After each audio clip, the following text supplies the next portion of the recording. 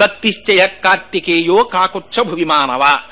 ఈ భూలోకంలో ఎవరైనా కూర్చుని సుబ్రహ్మణ్యేశ్వర స్వామి వారు జన్మించినటువంటి కథని శ్రద్ధాభక్తులతో విన్నంత మాత్రం చేత వాళ్ళకి అకాల మరణము ఉంటే జాతకంలో అది ఆ దోషము పోయి వాళ్ళకి దీర్ఘాయుర్దాయం కలుగుతుంది. గర్భిణీ స్త్రీలు వింటే దీర్ఘాయుష్మంతుడు, వీర్యవంతుడు, తేజోవంతుడైన కుమారుడు జన్మిస్తాడు. సరికదా వంశం నిలబడుతుంది. మహాయోగి అయినటువంటి పరమశివుడు భార్యా సంగమాన్ని విరమించి, అరేరే పిల్లలెక్కడో పెద్ద కేకలు వేస్తున్నారు నా కోసమని, ఆ మాట వేయడంలో చూడండి వాల్మీకి మహర్షి ఏం మాట వేశారో చూడండి. పురారామ కృతోద్యాహో నీలకంఠో మహాతపాహ. నీలకంఠుడని పిలిచారు ఆయన్ని. ఇంకో మాట పెట్టి పిలవకూడదా? నీలకంఠుడని పిలవడం ఎందుకు? సుబ్రహ్మణ్యేశ్వర స్వామి వారి యొక్క వైభవం గురించి 4 మాటలు చెప్పుకోవాలి అనేటటువంటి ఒక సత్సంకల్పం ఆ వల్లీ దేవసేనా సమేత సుబ్రహ్మణ్యేశ్వర స్వామి వారి యొక్క అనుగ్రహము తోడై ఇవాళ అది 4 మాటలుగా వాచిక రూప కైంకర్యం చేసేటటువంటి అదృష్టం పరమేశ్వరుని యొక్క అనుగ్రహం చేత కలగడం నిజంగా సర్వేశ్వరుడి కృపకి తార్కాణం. సుబ్రహ్మణ్య తత్వం చాలా ఆశ్చర్యకరమైన తత్వం. ఎందుచేత అంటే మీకు మిగిలినటువంటి దేవతామూర్తులను పిలిచేటప్పుడు స్వామి అనేటటువంటి పదాన్ని అందరు మూర్తులకు ప్రత్యేకించి కలిపి మాట్లాడరు. కానీ మాట్లాడడం దోషం కాదు.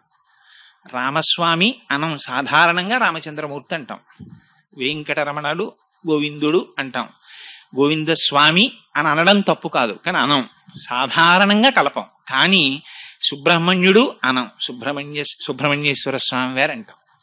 ఆ స్వామి అన్న మాట సుబ్రహ్మణ్యేశ్వర స్వామి వారికి ప్రత్యేకం వర్తింపచేసి మాట్లాడతారు. అమరకోశం అని సంస్కృతంలో ఒక పుస్తకం ఉంది.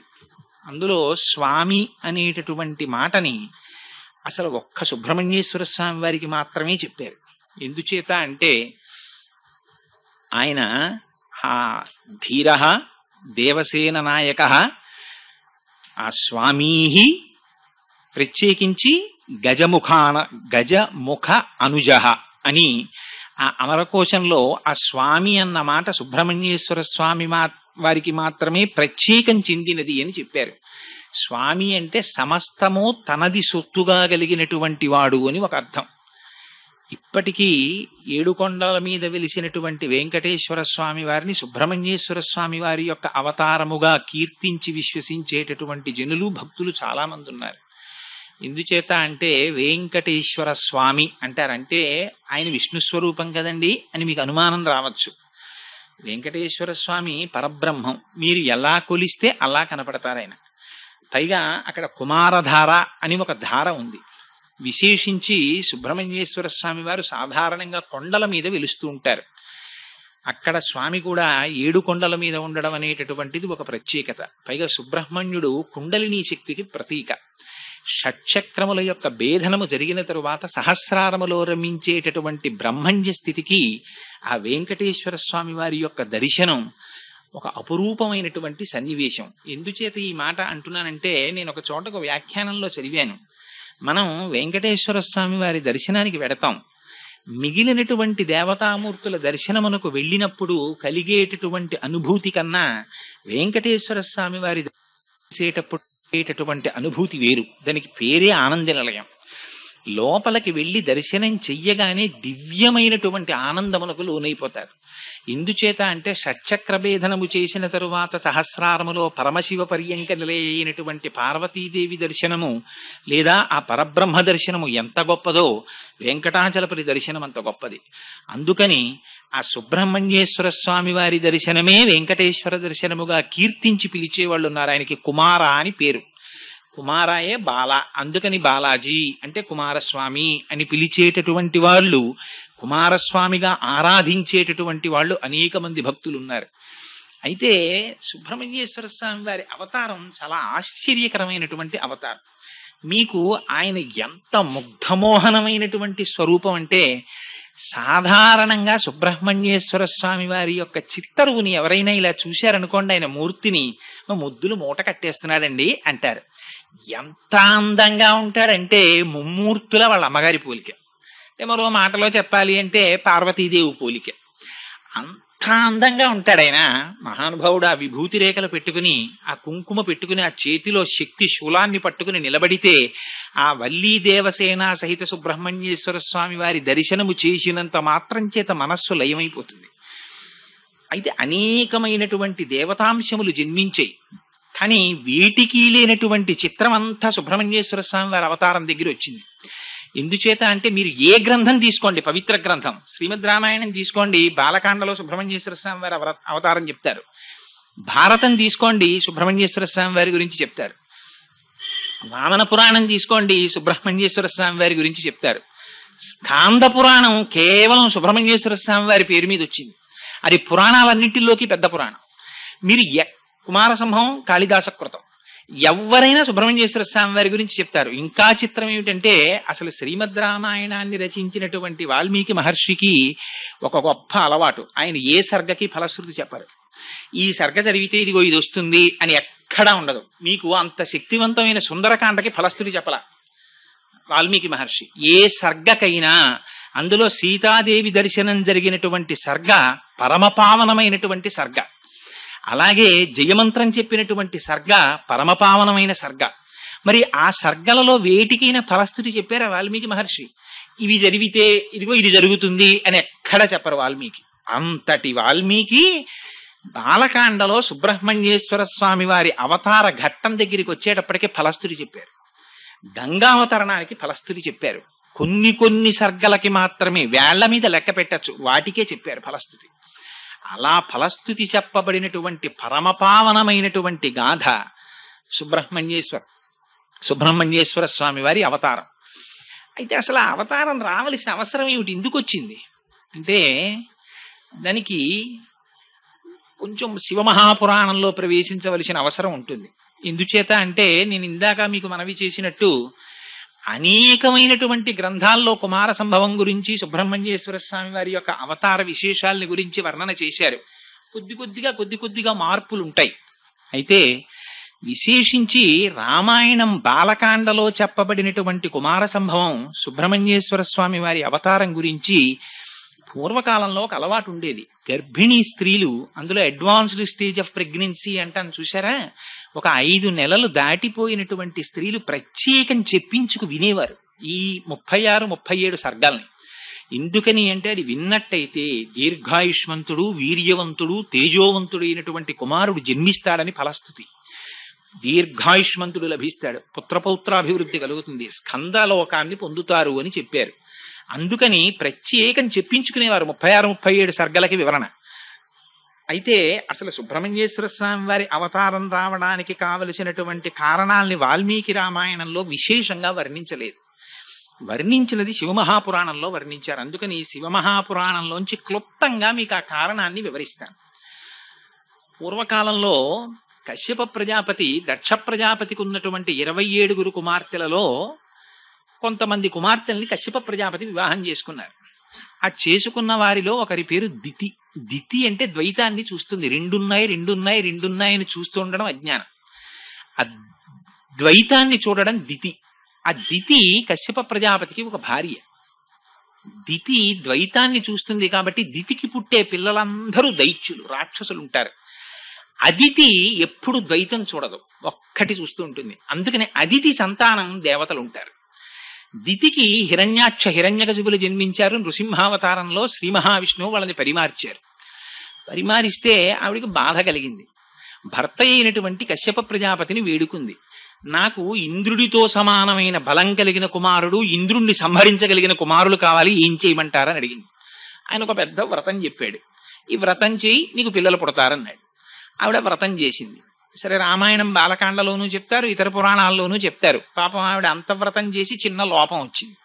ఒకరోజు మధ్యాహ్నం అలిసిపోయి గడప మీద తల పట్టుకుని జుత్తు చివరి ముడి వేసుకోకుండా పడుకుంది. ఇంద్రుడు శుశ్రూష చేస్తున్నాడు. లోపల పెరుగుతున్నటువంటి కుమారులు తనని సంహరిస్తారేమోననేటటువంటి భయం చేత లోపలికి ప్రవేశించాడు. అపచారం జరిగింది కనుక తల్లి గర్భంలోకి వెళ్ళి, అదితి కుమారుడు కనుక దితి తనకి తల్లి, లోపలికి ప్రవేశించి మారుదస్యేతి గర్భం శక్రోప్యభాషత అని ఏడవకంటూ లోపల ఉన్న పిండాన్ని నరికేశాడు. నరికేస్తే వాళ్ళు ఏడుస్తున్నారు. తల్లికి తెలివి వచ్చింది.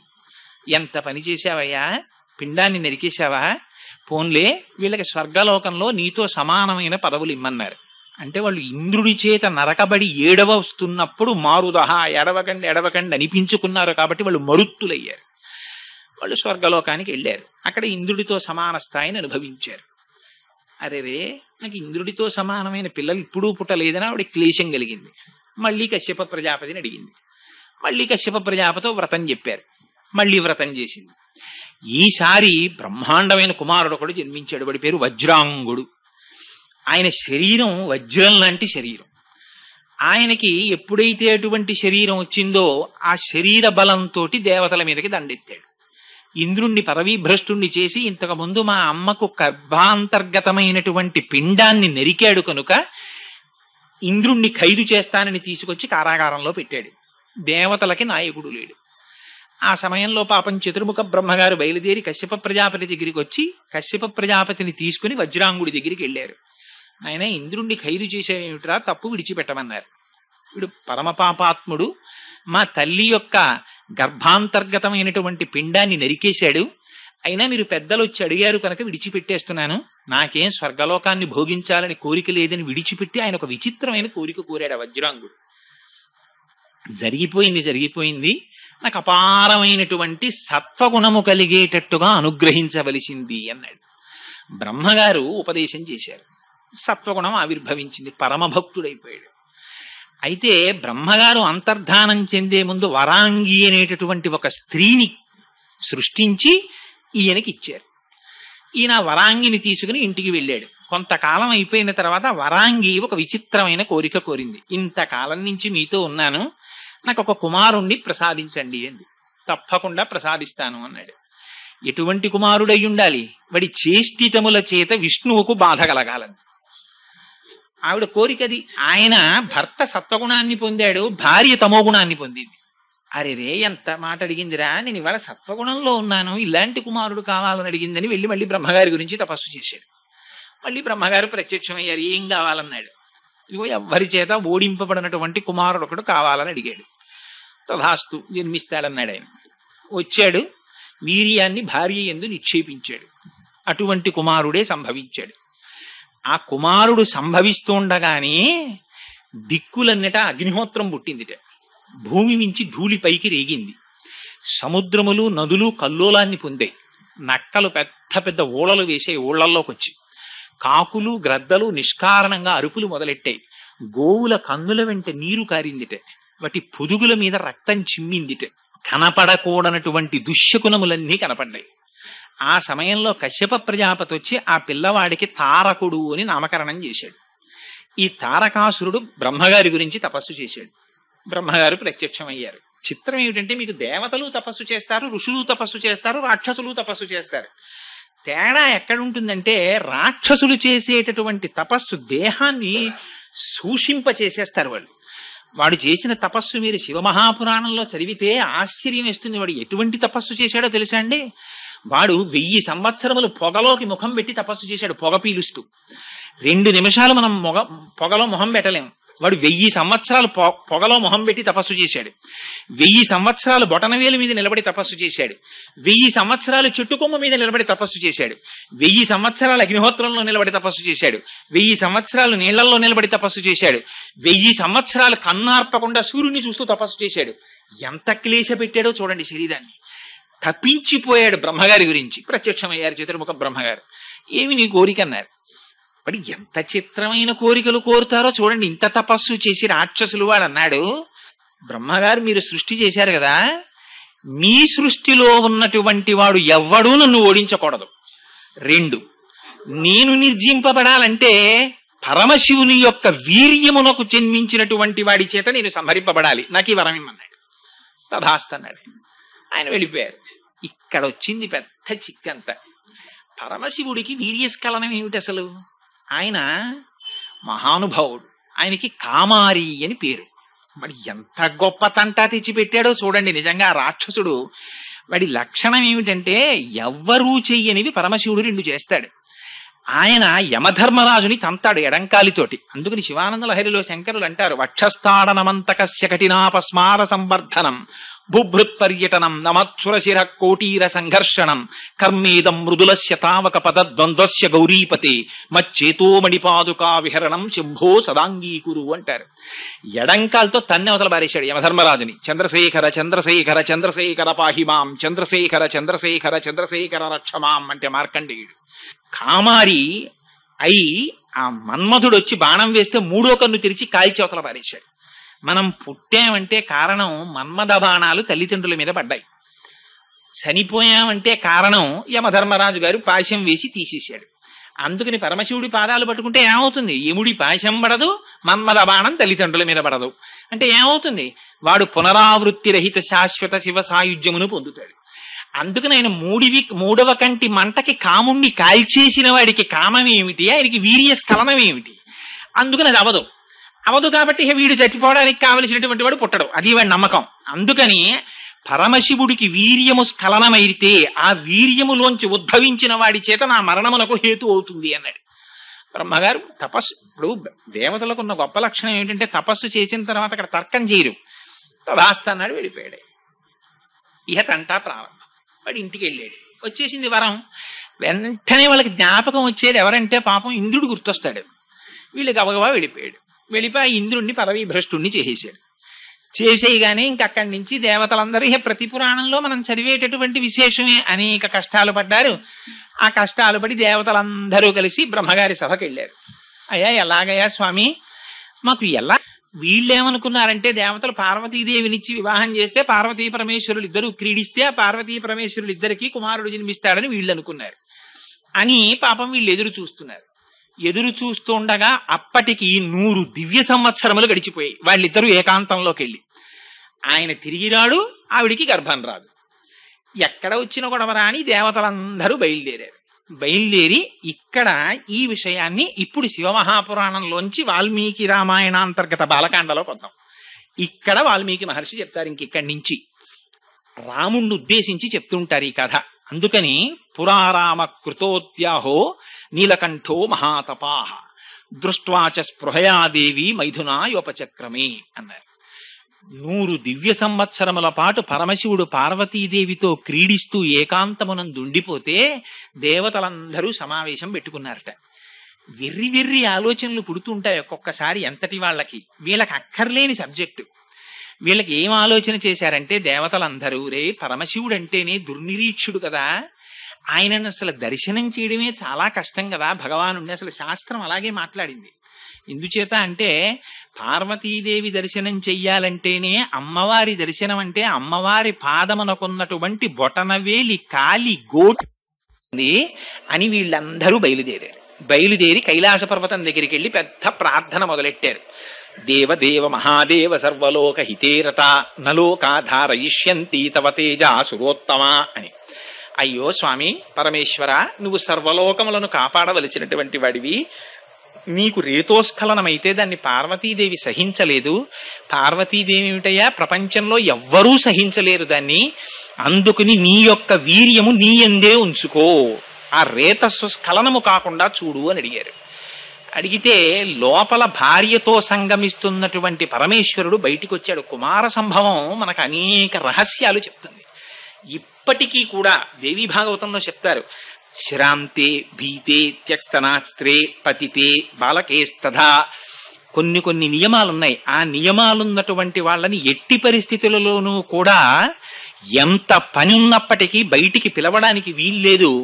వాళ్ళని అటువంటి కార్యక్రమంలో అనగా ఏ తపస్సు చేసుకుంటున్న వాళ్ళని లేదా మైథునంలో ఉన్నటువంటి వాళ్ళని బయటికి పిలవడం కానీ వాళ్ళ ఏకాంతాన్ని భంగం చేయడం కానీ చెయ్యకూడదు. వీళ్ళు వెళ్ళి పెద్ద ప్రార్థన మొదలెట్టారు. ఆయనకి భక్తవశంకరుడు అని బిరుదు పరమేశ్వరుడు. ఇది పరమశివుని యొక్క గొప్పతనం అంటే. అటువంటి సమయంలో మహాయోగి అయినటువంటి పరమశివుడు భార్యా సంగమాన్ని విరమించి అరేరే పిల్లలు ఎక్కడో పెద్ద కేకలు వేస్తున్నారు నా కోసమని ఆ మాట వేయడంలో చూడండి వాల్మీకి మహర్షి ఏం మాట వేశారో చూడండి.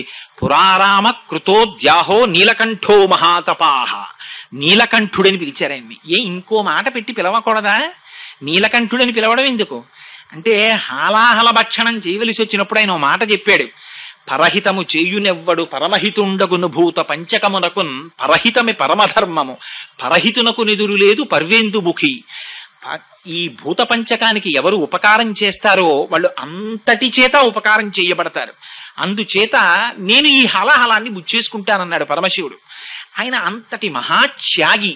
ఆయనకి బిరుదు కూడా భక్తవశంకరుడు. భక్తులు ఆర్తితో శివా అని పిలిస్తే చాలు గబగబా పరిగెత్తుకొచ్చేస్తాడు ఆయన. అందుకే భాగవతంలో పోతన గారు అంటారు, చని కైలాసముజొచ్చి శంకరుని వాసద్వారముంజేరు ఈశుని దవ్వారికు లడ్డుపడ్డ తలమంచుంజొచ్చి కుయ్యో ముర్రో విను మాలింపుము చిత్తగింపుదయన్ వీక్షింపుమన్ సంభుజానన ముఖ్యల్ కని ఆర్తరక్షణ కళా సంరంభునిన్ శంభునిన్ అన్నారు. ఆర్తరక్షణ కళా సంరంభుడు ఆయన. ఆర్తితో వెళ్లి శంకరా అని పిలిస్తే చాలా, అయ్యో నేను ఈ పని చెయ్యడమా చెయ్యకపోవడమా ఆయనకు ఉండదు. గబగబా పరిగెత్తుకొచ్చేస్తాడు.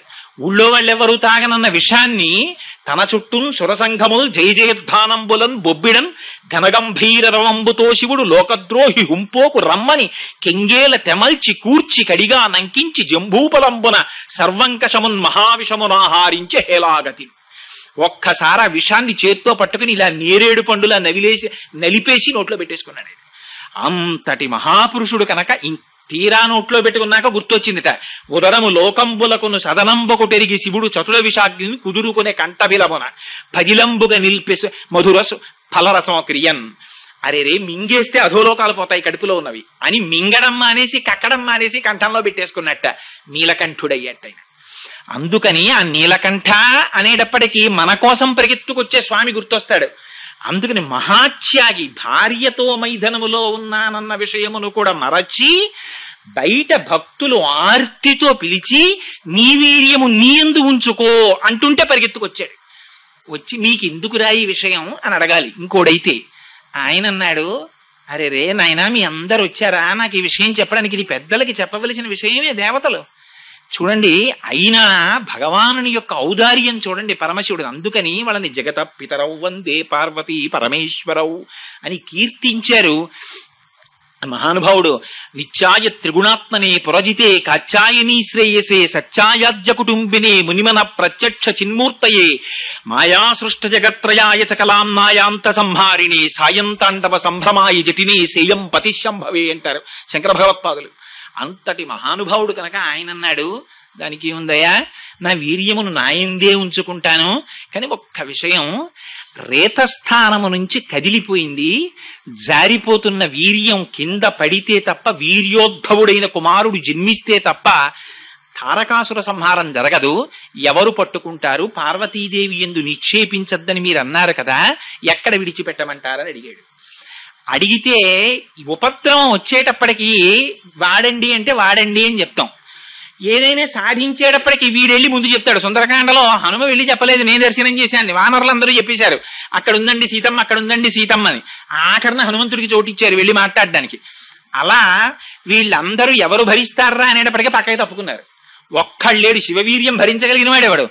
భరించడం అనేటప్పటికి అందరికీ గుర్తొచ్చింది భూమి. ఎందుకంటే పాపం ఆవిడికి ఒక పెద్ద బిరుదుంది, అన్నిటినీ భరిస్తుంది ఆవిడ. అందుకే కదా సుందరకాండలో రామాయణంలో వాల్మీకి మహర్షి ఆవిడకు ఒక గొప్ప బిరుదులు ఇచ్చారు.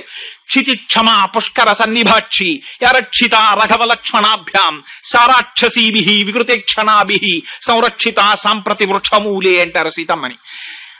తినడానికి కావలసింది ఆవిడే ఇస్తుంది, కింద విడిచిపెట్టేసిన దాన్ని ఆవిడే పుచ్చుకుంటుంది, తాగడానికి కావలసింది ఆవిడే ఇస్తుంది, వీడు విడిచిపెట్టేసిన దాన్ని ఆవిడే పుచ్చుకుంటుంది, వీడు గుణపం వచ్చి గోతులు పెట్టేసినా ఆవిడ ఊరుకుంటుంది, ఆఖరికి వీడిని తీసుకెళ్లి ఆవిడలో పూడ్చి పెట్టేసినా ఒక్కనాడే ఆవిడికి నమస్కారం చేయకపోయినా కౌగిలించుకుని కడుపులో పెట్టుకుంటుంది. అటువంటి తల్లి కదా. అందుకని భరించడం బాగా తెలిసిన ఆవిడ్ని చూపించారు. ఆవిడ్ని చూపించి ఇదిగోనయ్యా స్వామి భూమి ఉంది కదా, ఈవిడి మీద విడిచిపెట్టేసేయన్నారు. అంటే ఆ భూమి ప్రతిఘటించలేదు. అందుకని పరమశివుడు తన రేతస్సుని భూమి మీద విడిచిపెట్టాడు. విడిచిపెట్టేటప్పటికీ యత్తేజ క్షుభితం ఏతద్ధరా ధారయిష్యతి తతో దేవా పునరిదమూచశ్చాద హుతాశనం అన్నారు వాల్మీకి మహర్షి. ఆ వీర్యం ప్రవహించడం మొదలెట్టింది భూమి మీద. అది ప్రవహించడం మొదలెడితే శివతేజస్సుని భరించగలిగినటువంటి వాడేవాడు. శివతేజస్సు అంటే శివుడే. ఇంకా భరించలేకపోయింది భూమి. భరించలేక గజ గజ గజ గజ వణికిపోయింది. వణికిపోతే అప్పుడు దేవతలందరూ చూశారు.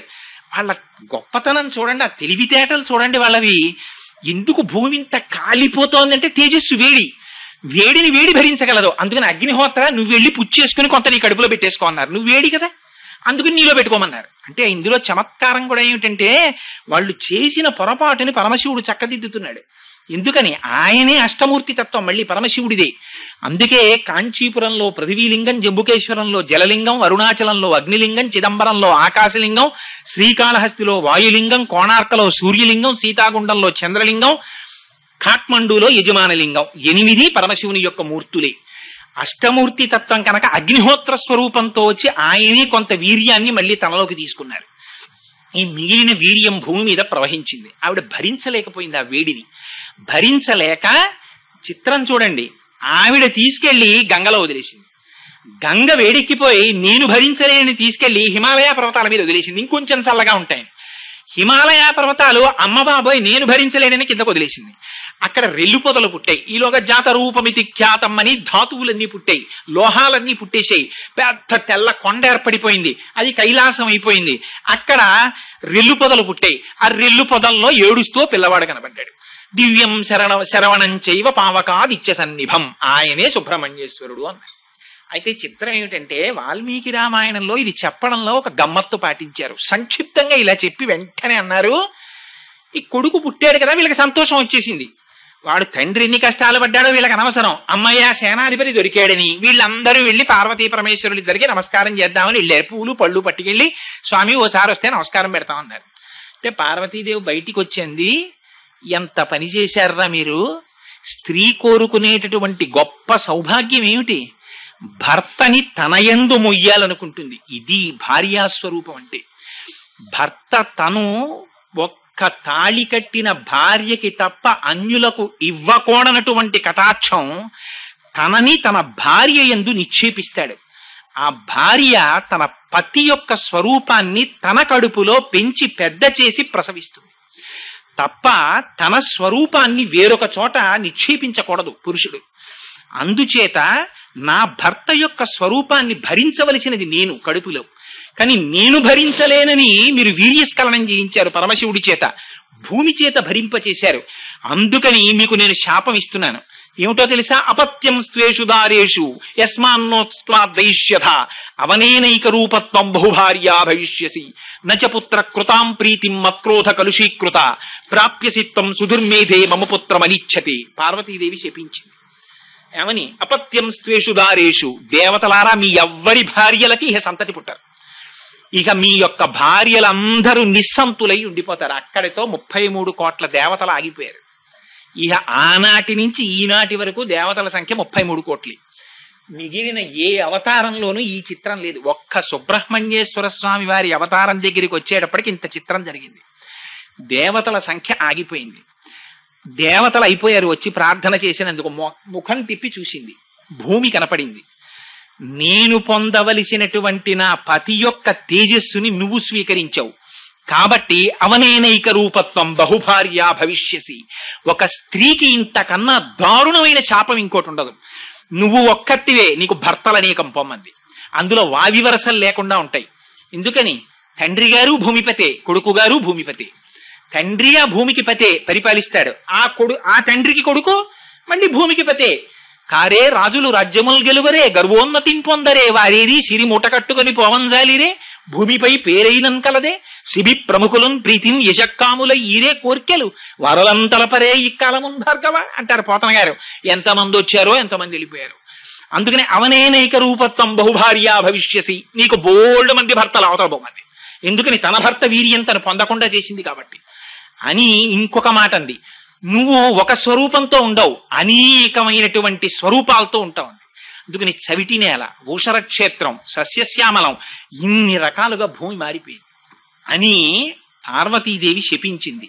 ఇక్కడ రామాయణంలో అంతవరకే చెప్పారు, కానీ శివమహాపురాణంలో ఇంకొక మాట కూడా చెప్పారు. అగ్నిహోత్రుడి వంక చూసింది, భూమి భరించలేని తేజాన్ని నువ్వు భక్షించావు కాబట్టి నువ్వు సర్వభక్షకుడు అయిపోతావు. ఇది తినచ్చా ఇది తినకూడదా అని ఉండదు, శవం దగ్గర నుంచి ప్రతిదాన్ని కాలుస్తావు మంది. ఆనాటి నుంచి ఈనాటి వరకు అగ్నిహోత్రుడు సర్వభక్షకుడు. ఇవన్నీ అమ్మవారి శాపాలు. కుమార సంభవ సమయంలో పార్వతీదేవి ఆగ్రహం చెంది ఇచ్చినటువంటి శాపాలు. ఆనాటి నుంచి ఈనాటి వరకు కుమార సంభవం ఒక నీతి నేర్పుతుంది మనకు. అత్యంత ప్రమాదకరం ఏమిటంటే, భార్య భర్తృ సమాగమ సమయమునందు వెళ్లి వారిని ఎట్టి పరిస్థితులలోనూ కూడా వారి ఏకాంతమును భంగపరచరాదు. అది పరమ పవిత్రమైనటువంటి కృత్యం. పూర్వం సృష్టి కార్యం అదొక యజ్ఞం కింద చూసేవారు పెద్దలు. సరే, దాని గురించి నేను పెద్ద చర్చ చేయదలుచుకోలేదనుకోండి. అందుచేత అమ్మవారు శపించింది. సరే, ఈ శాపములు అయిపోయిన తరువాత వీళ్ళందరూ దీనమైన ముఖాలు వేసుకున్నారు, వెళ్ళిపోయారు. పరమశివుడికి కామమేమిటి? ఆయనకి లోక రక్షణ హేతువు కొరకు వీర్యాన్ని స్రవించాడు. కానీ అది వాళ్ళు భూమిని చూపించారు. భూమిని చూపించడంలో అరెరే రేతస్సు ఫలితాన్ని ఇవ్వలేకపోతోందని అగ్నిస్వరూపంతో కొంత తేజస్సుని దాచాడు ఆయన. వెళ్ళిపోయారు. పార్వతీ పరమేశ్వరులు ఉత్తర దిక్కుకి వెళ్ళి తపస్సు చేసుకుంటున్నారు. తారకాసురుడి ఆగడాలు మిన్నంటిపోయి వీళ్ళందరూ బ్రహ్మగారి దగ్గరికి వెళ్ళారు. వెళ్ళి, అయ్యయ్యో మహానుభావ, మేము బుద్ధి లేక పరమశివుని యొక్క రేతస్సు భూమి మీద పడేటట్టు చేశాం. ఈనాడు దేవతలకి నాయకుడు లేడు, మమ్మల్ని ఏం చెయ్యమంటావని అడిగారు. బ్రహ్మగారు, నేను అప్పుడప్పుడు చెప్తుంటానే, ఆయన కన్సల్టెంట్ ఫిజిషియన్ లాంటివాడు. ఆయన చతుర్ముఖ బ్రహ్మగారి దగ్గరికి వెళితే ఆయన ఒక అద్భుతమైన సలహా ఇస్తాడు. ముందు డయాగ్నోసిస్, చెయ్యి ఏమిటో ఇక్కడ నొప్పెడుతోందండి అంటే ఊళ్ళో ఫలానా న్యూరాలజిస్ట్ దగ్గరికి వెళ్ళండి అని రిఫరెన్స్ రాసిస్తాడు. ముందు డయాగ్నోసిస్ ఆయన చేస్తాడు, పర్ఫెక్ట్ డయాగ్నోసిస్. అందుకని చతుర్ముఖ బ్రహ్మగారు అన్నారు, అబ్బాయి, ఇప్పుడు శివవీర్యాన్ని ధరిస్తే కదా అసలు పిల్లవాడు పుట్టడం. ఆవిడ శపించేసింది పార్వతీదేవి, అపత్యం స్వేషు దారేషు, దేవతల భార్యలు ఎవ్వరికీ పిల్లలు పుట్టరు. కాబట్టి ఇప్పుడు భరించేవాళ్ళు ఎవరు? పైగా మీకు ఎవరికైనా ధైర్యం ఉందా? పోనీ ఇప్పుడు మళ్ళీ శివవీర్యాన్ని భరించేటటువంటి ఉద్దేశం ఏ స్త్రీకైనా ఉందా? అంటే ఎవరు వస్తారు మళ్ళీ అమ్మవారికి తెలిస్తే? అందుకని ఎవరూ రారు. కాబట్టి ఎవరైతే ఆవిడ ఒప్పుకుంటుంది, తనకి తోడ పుట్టిందో ఒక ఆవిడుంది. ఎవరు? హిమవంతుని యొక్క పెద్ద కూతురు గంగాదేవి. తన అక్కగారే కాబట్టి బహుశః గంగాదేవి స్వీకరిస్తే ఆవిడికి కోపం రాకపోవచ్చు. అందుకని గంగలో శివవీర్యాన్ని విడిచిపెట్టండి. ఎక్కడుంది ఇంకా శివవీర్యం? అగ్నిహోత్రుడి దగ్గర ఉంది. ఆయన భూమి భరించలేనప్పుడు కొంత స్వీకరించాడు కాబట్టి అగ్నిహోత్రుడు అష్టమూర్తి తత్వంలో పరమశివుడే. అందుకని తీసుకువెళ్ళి అక్కడ విడిచిపెట్టు గంగలో అన్నారు. అంటే ఎంత జాగ్రత్త చూపించారో చూడండి. అందుకే కుమార సంభవం వింటే అటువంటి కుమారులు కలుగుతారనడానికి కారణం అది. ఈయన వెళ్ళి ప్రార్థన చేశాడు అగ్నిహోత్రుడు. ఏమని? గర్భం ధారయ వైదేవి దేవతానామిదం ప్రియం తస్య దద్వచనం శ్రుత్వా దివ్యం రూపమధారయత్. అమ్మా గంగా, దేవతలందరూ కోరుతున్నారు, పరమశివుని యొక్క రేతస్సు నా యందు ఉన్నది, దాన్ని నీ యందు విడిచిపెడతాను, నువ్వు అనుగ్రహించవలసింది అన్నాడు. అంటే తస్య దద్వచనం శ్రుత్వా, ఆ మాటలు విని ఆవిడ ప్రీతి పొందిందిట. ప్రీతి పొంది దివ్యం రూపమధారయత్, చక్కనైన రూపాన్ని పొందిందిట. అగ్నిహోత్రుడు సమాగమించాడు గంగాదేవితోటి. సమాగమించి శివుని యొక్క రేతస్సుని గంగలోకి ప్రవేశపెట్టాడు. ప్రవేశపెడితే అక్కడ ఎంత గొప్ప మాటలు వాడారో తెలుసా అండి? సర్వావయవముల యందు తృప్తిని పొందిందిట గంగ. పూర్ణాయుర్దాయము కలిగిన వాడు, గొప్ప తేజస్వి, వీర్యవంతుడు, తెలివైన వాడు, ఇటువంటి కుమారుడు జన్మించాలంటే ఆనుకూల్యము భార్య యందుండి ఆరోగ్యవంతురాలై సమాగమనముకు సిద్ధపడి పరమ ప్రీతిపాత్రులైనటువంటి దేవతామూర్తుల దర్శనం చేస్తూ ఉండగా అటువంటి విషయాలు మనస్సులో నింపుకొని భార్య యందు సమాగమించినటువంటి వాళ్ళకి అపారమైన తేజోవంతులైన కుమారులు జన్మిస్తారు. ఇది కుమార సంభవం చెప్పేటటువంటి రహస్యం, నా సొంతంగా చెప్తున్నది కాదు. అంతేకాని ఏదో తొండని గద్దెత్తుకుపోతున్న ఫోటోలు ఇలాంటివి బెడ్రూముల్లో పెట్టుకుంటే అలాంటి కీచక ప్రవృత్తున్న పిల్లలే పుడతారు. అందుకని బెడ్రూముల్లో ఎలాంటి ఫోటోలు పెట్టుకోవాలో కూడా కుమార సంభవం చెప్పేసింది. అందుకని దివ్యం రూపమధారయత్, ఆవిడ దివ్యమైన రూపాన్ని పొందింది. ఆ తేజస్సుని విడిచిపెట్టాడు గంగలోకి. ఆ గంగలోకి విడిచిపెడితే గంగ భరించింది కానీ ఆ గంగ తీసుకుని వెళ్ళేటప్పుడు అపారమైన ఉడుకుదనం ప్రసరించింది. శివ తేజస్సుని భరించలేకపోయింది. భరించలేక ఆ తేజస్సు కొంతవరకు వచ్చిన తరువాత ఇహ భరించలేక దాన్ని తీసుకుని వెళ్ళి హిమాలయ పర్వత శిఖరముల దగ్గర విడిచిపెట్టేసింది. ఆ హిమాలయ పర్వత శిఖరముల దగ్గర విడిచిపెట్టినప్పుడు ఒక ఆశ్చర్యకరమైనటువంటి సంఘటన జరిగింది. ఏమిటా ఆశ్చర్యకరమైన సంఘటన అంటే, అందులో ఉండేటటువంటి శోణితము చేత బంగారము వెండి పుట్టేట. సర్వం పర్వత సన్నద్ధం సవర్ణమభవద్వనం జాత రూపమితి ఖ్యాతం తదా ప్రభృతి రాఘవ అన్నారు వాల్మీకి మహర్షి. ఇవాళ మనం వాడుకుంటున్న లోహాలన్నీ ఎక్కడి నుంచి వచ్చాయో తెలుసా అండి? పరమశివ వీర్యంలోంచి వచ్చాయి. అందులో ఉన్నటువంటి శోణితము బంగారము వెండిగా మారిపోయింది. అందులో ఉన్న క్షారము రాగి ఇనుముగా మారిపోయింది. అందులో ఉన్న మలము సీసము తగరముగా మారిపోయింది. అందుకే మళ్ళీ ఇవన్నీ తిరిగిపోతే ఆయుర్వేదంలో అందుకే పాదరసాన్ని శివవీర్యం కింద చెప్తారు. ఇవి మళ్ళీ ఇవన్నీ వెళ్ళి ఈ సీసము తగరములో కరిగిపోతుంది, తగరము రాగిలో కరిగిపోతుంది, రాగి వెండిలో కరిగిపోతుంది, వెండి బంగారంలో కరిగిపోతుంది, బంగారాన్ని పాదరసం తినేస్తుంది.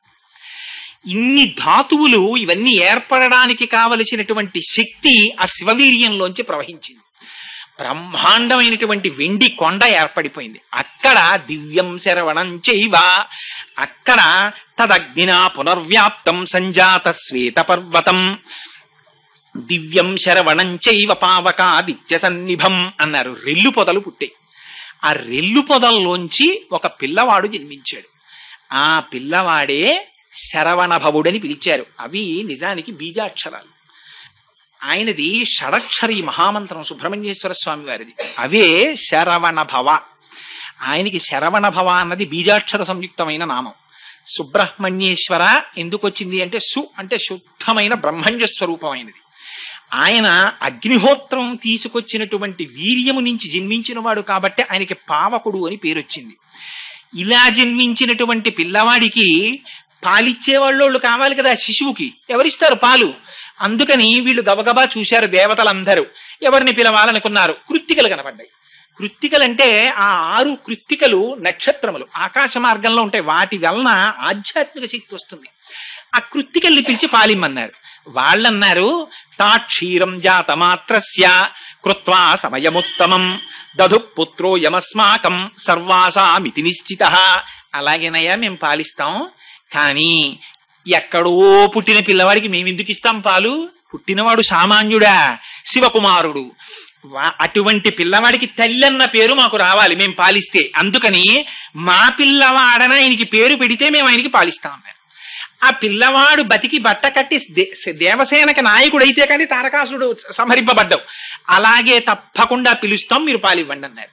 కృత్తికలు 6 పాలిస్తుంటే 6 ముఖములతో తాగాడు కాబట్టి ఆయన షడాననుడు అయ్యాడు, షణ్ముఖుడు అయ్యాడు. 6 ముఖములతో పాలు కృత్తికల దగ్గర తాగాడు కాబట్టి కార్తికేయుడయ్యాడు. గంగాదేవి యొక్క గర్భము స్రవిస్తే పుట్టినవాడు కాబట్టి స్కందుడయ్యాడు. ఇన్ని పేర్లతో ఒక్కసారి జన్మించాడు ఆయన. జన్మిస్తే సూర్యునకు ఎదురు నిలిచినటువంటి సూర్యుడా అన్నంత తేజస్సుతో వెలిగిపోతున్నాడు ఆయన. ఆ వెలిగిపోతున్నటువంటి సమయంలో ఈ దేవతలందరూ పరమ ప్రీతిని చెందారు. అమ్మయ్య, ఇటువంటి పిల్లవాడు జన్మించాడరా, ఇంకా మన కష్టాలన్నీ గట్టెక్కిపోయాయి అనుకున్నారు. అక్కడే చెప్తారు సువర్ణం పురుష వ్యాఘ్ర హుతాశన సమప్రభం తృణవృక్ష శిలాగుల్మం సర్వం భవతి కాంచనం. ఆయన యొక్క కాంతి చేత, శివరేతస్సు నుంచి ఏర్పడిన ధాతువుల కాంతి చేత సర్వం బంగారుమయంగా గోచరించిందిట. అంత కాంతులు పుట్టేశాయి. ఇదిగో ఈ సుబ్రహ్మణ్యేశ్వర స్వామి వారు జన్మించినటువంటి ఈ కథని ఎవరు వింటున్నారో వాళ్ళకి సామాన్యమైనటువంటి ఫలస్థుతి కాదు. ఇది విన్న వాళ్ళకి ఆయుష్మాన్ పుత్రపౌత్రశ్చ స్కంద సాలోక్యతాం వ్రజేత్ అన్నారు. భక్తిశ్చయ కార్తికేయో కాకుచ్చ భువిమానవ. ఈ భూలోకంలో ఎవరైనా కూర్చుని సుబ్రహ్మణ్యేశ్వర స్వామి వారు జన్మించినటువంటి కథని శ్రద్ధాభక్తులతో విన్నంత మాత్రం చేత వాళ్ళకి అకాల మరణము ఉంటే జాతకంలో అది ఆ దోషము పోయి వాళ్ళకి దీర్ఘాయుర్దాయం కలుగుతుంది. గర్భిణీ స్త్రీలు వింటే దీర్ఘాయుష్మంతుడు, వీర్యవంతుడు, తేజోవంతుడైన కుమారుడు జన్మిస్తాడు. సరికదా వంశం నిలబడుతుంది. నిలబడి ఇంతకు ముందు పుత్ర సంతానము ఉండకూడదని జాతకంలో ఉంటే సుబ్రహ్మణ్యేశ్వర స్వామి వారి యొక్క జననమును వింటే వాళ్ళకి కొడుకులు పుడతారు. అందుకని చిట్ట చివర స్కందలోకాన్ని పొందుతారు. నేను స్కందసాలోక్యతాం వ్రజేత్ అని ఫలస్థుతి చెప్పారు. అయితే అలా చెప్పేస్తే పూర్తయిపోయింది కదండి. కానీ చిత్రం ఏమిటంటే దీని మీద సుబ్రహ్మణ్యేశ్వర స్వామి వారి జననంలో ఉన్నటువంటి గొప్పతనం ఎక్కడొచ్చిందంటే శంకర భగవత్పాదాచార్యులు బ్రహ్మసూత్రాలకి భాష్యం రాశారు. భాష్యం రాస్తూ రాస్తూ 32వ సూత్రానికి భాష్యం రాస్తూ ఒక మాట అన్నారు. సనత్కుమారుడు పరమశివునికి వరమిచ్చి కుమారుడిగా జన్మించినట్లు అని ఉటంకించారు ఒకసారి. ఇది చదివారు చంద్రశేఖర పరమాచార్యుల వారు. చదివి సనత్కుమారుడు పరమశివుడికి వరం ఇవ్వడం ఏమిటి, అసలు పరమశివుడు ఇంకోళ్ళకి వరం ఇస్తాడు కానీ ఆయనకి ఈయన వరం ఇవ్వడం ఏమిటి అని ఆశ్చర్యం వేసి చంద్రశేఖర పరమాచార్యుల వారంతటి వారికి ఇది అర్థం కాక 20 సంవత్సరముల పాటు కనపడ్డ ప్రతి పండితుణ్ణి అడిగారు, మీకు ఈ విషయం ఏమైనా తెలుసా అని. అందరూ పండితులు అయ్యో మాకేమిటో తెలియదండి, ఆ విషయం మేము ఎక్కడా వినలేదనేవారు. ఆఖరణ ఒకసారి 18 పురాణాలని తమిళ భాషలోకి అనువదించిన ఒక మహాపండితుడు ఎలా అయినా చంద్రశేఖరులకి ఈ విషయం చెప్పాలని పరిశ్రమించి భిక్షావందనం చేసి ఒక రోజున చంద్రశేఖరులకు వచ్చి చూపించాడు ఎక్కడదో ఈ రహస్యం. త్రిపురా రహస్యము అనేటటువంటి దాంట్లో మాహాత్యకాండలో ఉంది రహస్యం, సుబ్రహ్మణ్యేశ్వర స్వామి వారి జననం గురించి. అందులో అసలు రహస్యాన్ని బయటపెట్టారు. ఏమిటా రహస్యం అంటే, సనత్కుమారుడు అని మీరు వినే ఉంటారు. ఆయన బ్రహ్మమానస పుత్రుడు, పుట్టుకతోనే గొప్ప విరాగి, అపారమైనటువంటి జ్ఞాన సంపన్నుడు. అటువంటి సనత్కుమారుడికి బ్రహ్మము తప్ప వేరొకటి కనపడదు. ఆయనకి సర్వకాలముల యందు అంతటా బ్రహ్మాన్ని చూస్తారు. అటువంటి సనత్కుమారుడు ఒక రాత్రి నిద్రపోతుండగా కలొచ్చింది. దేవతలందరినీ రాక్షసులు పీడిస్తున్నట్టు ఆయనకి ఆగ్రహం వచ్చి సనత్కుమారుడే దేవతలకి నాయకత్వం వహించి బయలుదేరి రాక్షసులందరినీ సంహరించినట్టు కలొచ్చింది. ఆయన ఆశ్చర్యపోయారు, ఇదేమిట్రా, నేను బ్రహ్మాన్ని చూసేటటువంటి వాడిని, నాకు రాక్షసులని దేవతలని ఉండవు కదా, నాకు ఎందుకు ఇలాంటి కళ వచ్చిందని మర్నాడు ఎవరిని అడగాలి, వాళ్ళ నాన్నగారిని అడగాలి. అందులో బ్రహ్మగారి దగ్గరికి వెళ్ళారు.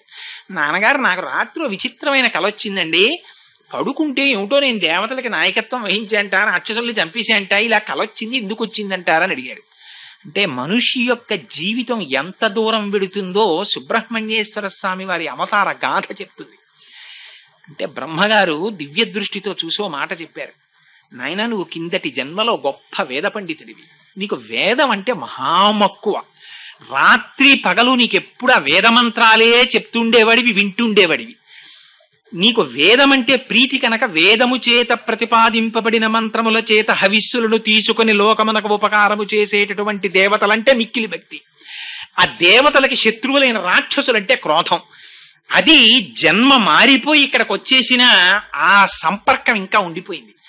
ఇప్పుడు కలొచ్చింది, వచ్చి ఇంకా దేవతలకి నువ్వు నాయకుడివై రాక్షసుల్ని చంపాలని కోరిక ఉంది నీకు అన్నారు. కానీ ఇక్కడ చిత్రం ఏమిటో తెలుసా అండి, బ్రహ్మవాదికి సంతతము బ్రహ్మమును దర్శించేవాడి నోటి వెంట ఒక మాట అన్నాడు అనుకోండి, అది సత్యం అయిపోతుంది. వాడు సత్యం చెప్పడం కాదు, వాడు అన్నది సత్యం అవుతుంది. బ్రహ్మం పరమేశ్వరుడు దాన్ని సత్యం కింద మార్చేస్తాడు. అందుకని మరి సనత్కుమారుడికి కలొచ్చింది దేవతలకి నాయకుడు అవ్వాలని, ఎలా ఇప్పుడు దాన్ని సత్యం చేయడం? ఆయనేమో బ్రహ్మజ్ఞాని, ఆయనకి లోకంలో శత్రువు లేడు, మిత్రుడు లేడు. తుల్య నిందాస్తు తుర్మౌని సంతుష్టో ఏనకేనచిత్ తద్యేత స్థిరమతి భక్తిమాన్ మే ప్రియో నరః. ఆ స్థితిని పొందినవాడు ఎలా? అందుకని పార్వతీ పరమేశ్వరులు కదిలొచ్చి నిలబడ్డారు. ఆయనకి ఇక్కడ బ్రహ్మం అక్కడ బ్రహ్మం ఏమిటి? నమ చోరాయిచ శేష్ప్యాయిచ ఫేన్యాయిచ శకత్యాయిచ హరిత్యాయిచ లోప్యాయిచ, ఎక్కడ చూసినా బ్రహ్మమే ఆయనకి. ఆ బ్రహ్మంలో బ్రహ్మం మళ్ళీ పరమశివుడు వస్తే కొత్త బ్రహ్మం ఏమిటి? అంతా బ్రహ్మమే. అందుకని ఆయన ఏం లేవలేదు, నమస్కారం చేయలేదు, అంతా శివుడే, ఇంకా కొత్త శివుడే ఉన్నా కానీ అలా చూస్తున్నాడు. చూస్తుంటే పరమశివుడు పరీక్ష పెట్టాలనుకున్నాడు. ఏమోయ్, నీకు జ్ఞానినని చాలా అహంకారంగా ఉంది, నేను పార్వతీ సహితుడినై వస్తే లేచి నమస్కారం చేయలేదు, నిన్ను శపిస్తానన్నాడు. ఆయన అన్నారు, ఎవరిని శపిస్తావు? నువ్వోటి నేనోటి ఉంటే శపించాలి, నువ్వే నేను, నేనే నువ్వు, అహం బ్రహ్మాస్మి. ఉన్నది పరబ్రహ్మం ఒకటే ఉంది, పరబ్రహ్మం పరబ్రహ్మాన్ని శపించడం ఏమిటి? శరీరాన్ని అది నేను కాదుగా, ఇంకా శాపం ఏమిటన్నారు. శివుడు ఆశ్చర్యపోయి ఆనందపడి నీకు వరం ఇస్తానన్నాడు. మళ్ళీ వరం ఇస్తానంటే ఏమిటి? వరం చేసి సుఖపడేది ఎవరు? బ్రహ్మానికి ఒకప్పుడు సుఖం, ఒకప్పుడు దుఃఖం ఉందా? అంటే వరం అంటే అయితే సరే ఇవ్వండి స్వామి అంటాడేమో చూద్దాం అనుకున్నాడు. మళ్ళీ వరం ఏమిటి? ఇలాంటి కొత్త కొత్త మాటలు నా దగ్గర మాట్లాడకన్నాడు ఆయన. అంటే పరమశివుడు చాలా ప్రీతిని పొంది, నువ్వు నాకు వరం ఇస్తావా అన్నాడు. అంటే నేను ఇవ్వడం ఏమిటి? బ్రహ్మానికి వరం ఇస్తుందా, ఏం కావాలి చెప్పండి అన్నాడు. అంటే నువ్వు నా కొడుగ్గా పుట్టన్నాడు. తప్పకుండా పుడతాను మీకు కొడుగ్గా అన్నాడు. అని ఆయన చిత్రమైన మాట అన్నాడు సనత్కుమారుడు. అడిగింది మీరే అడిగారు, పార్వతీదేవి అడగలేదు నన్ను కుమారుడుగా పుట్టమని, అందుకే మీకే కొడుగ్గా పుడతాను. అంటే ఆవిడ ఆశ్చర్యపోయింది. ఇది చూస్తోంది పాపం సనత్కుమారుడు అంతటి వాడు నాకు కొడుకుగా. ఇప్పుడు ఏమండి, భర్త కొడుకుట్టాలని పూజ చేస్తుంటే భార్య మళ్ళీ ఏమన్నా నా సంగతి చెప్పండి అంద కదా.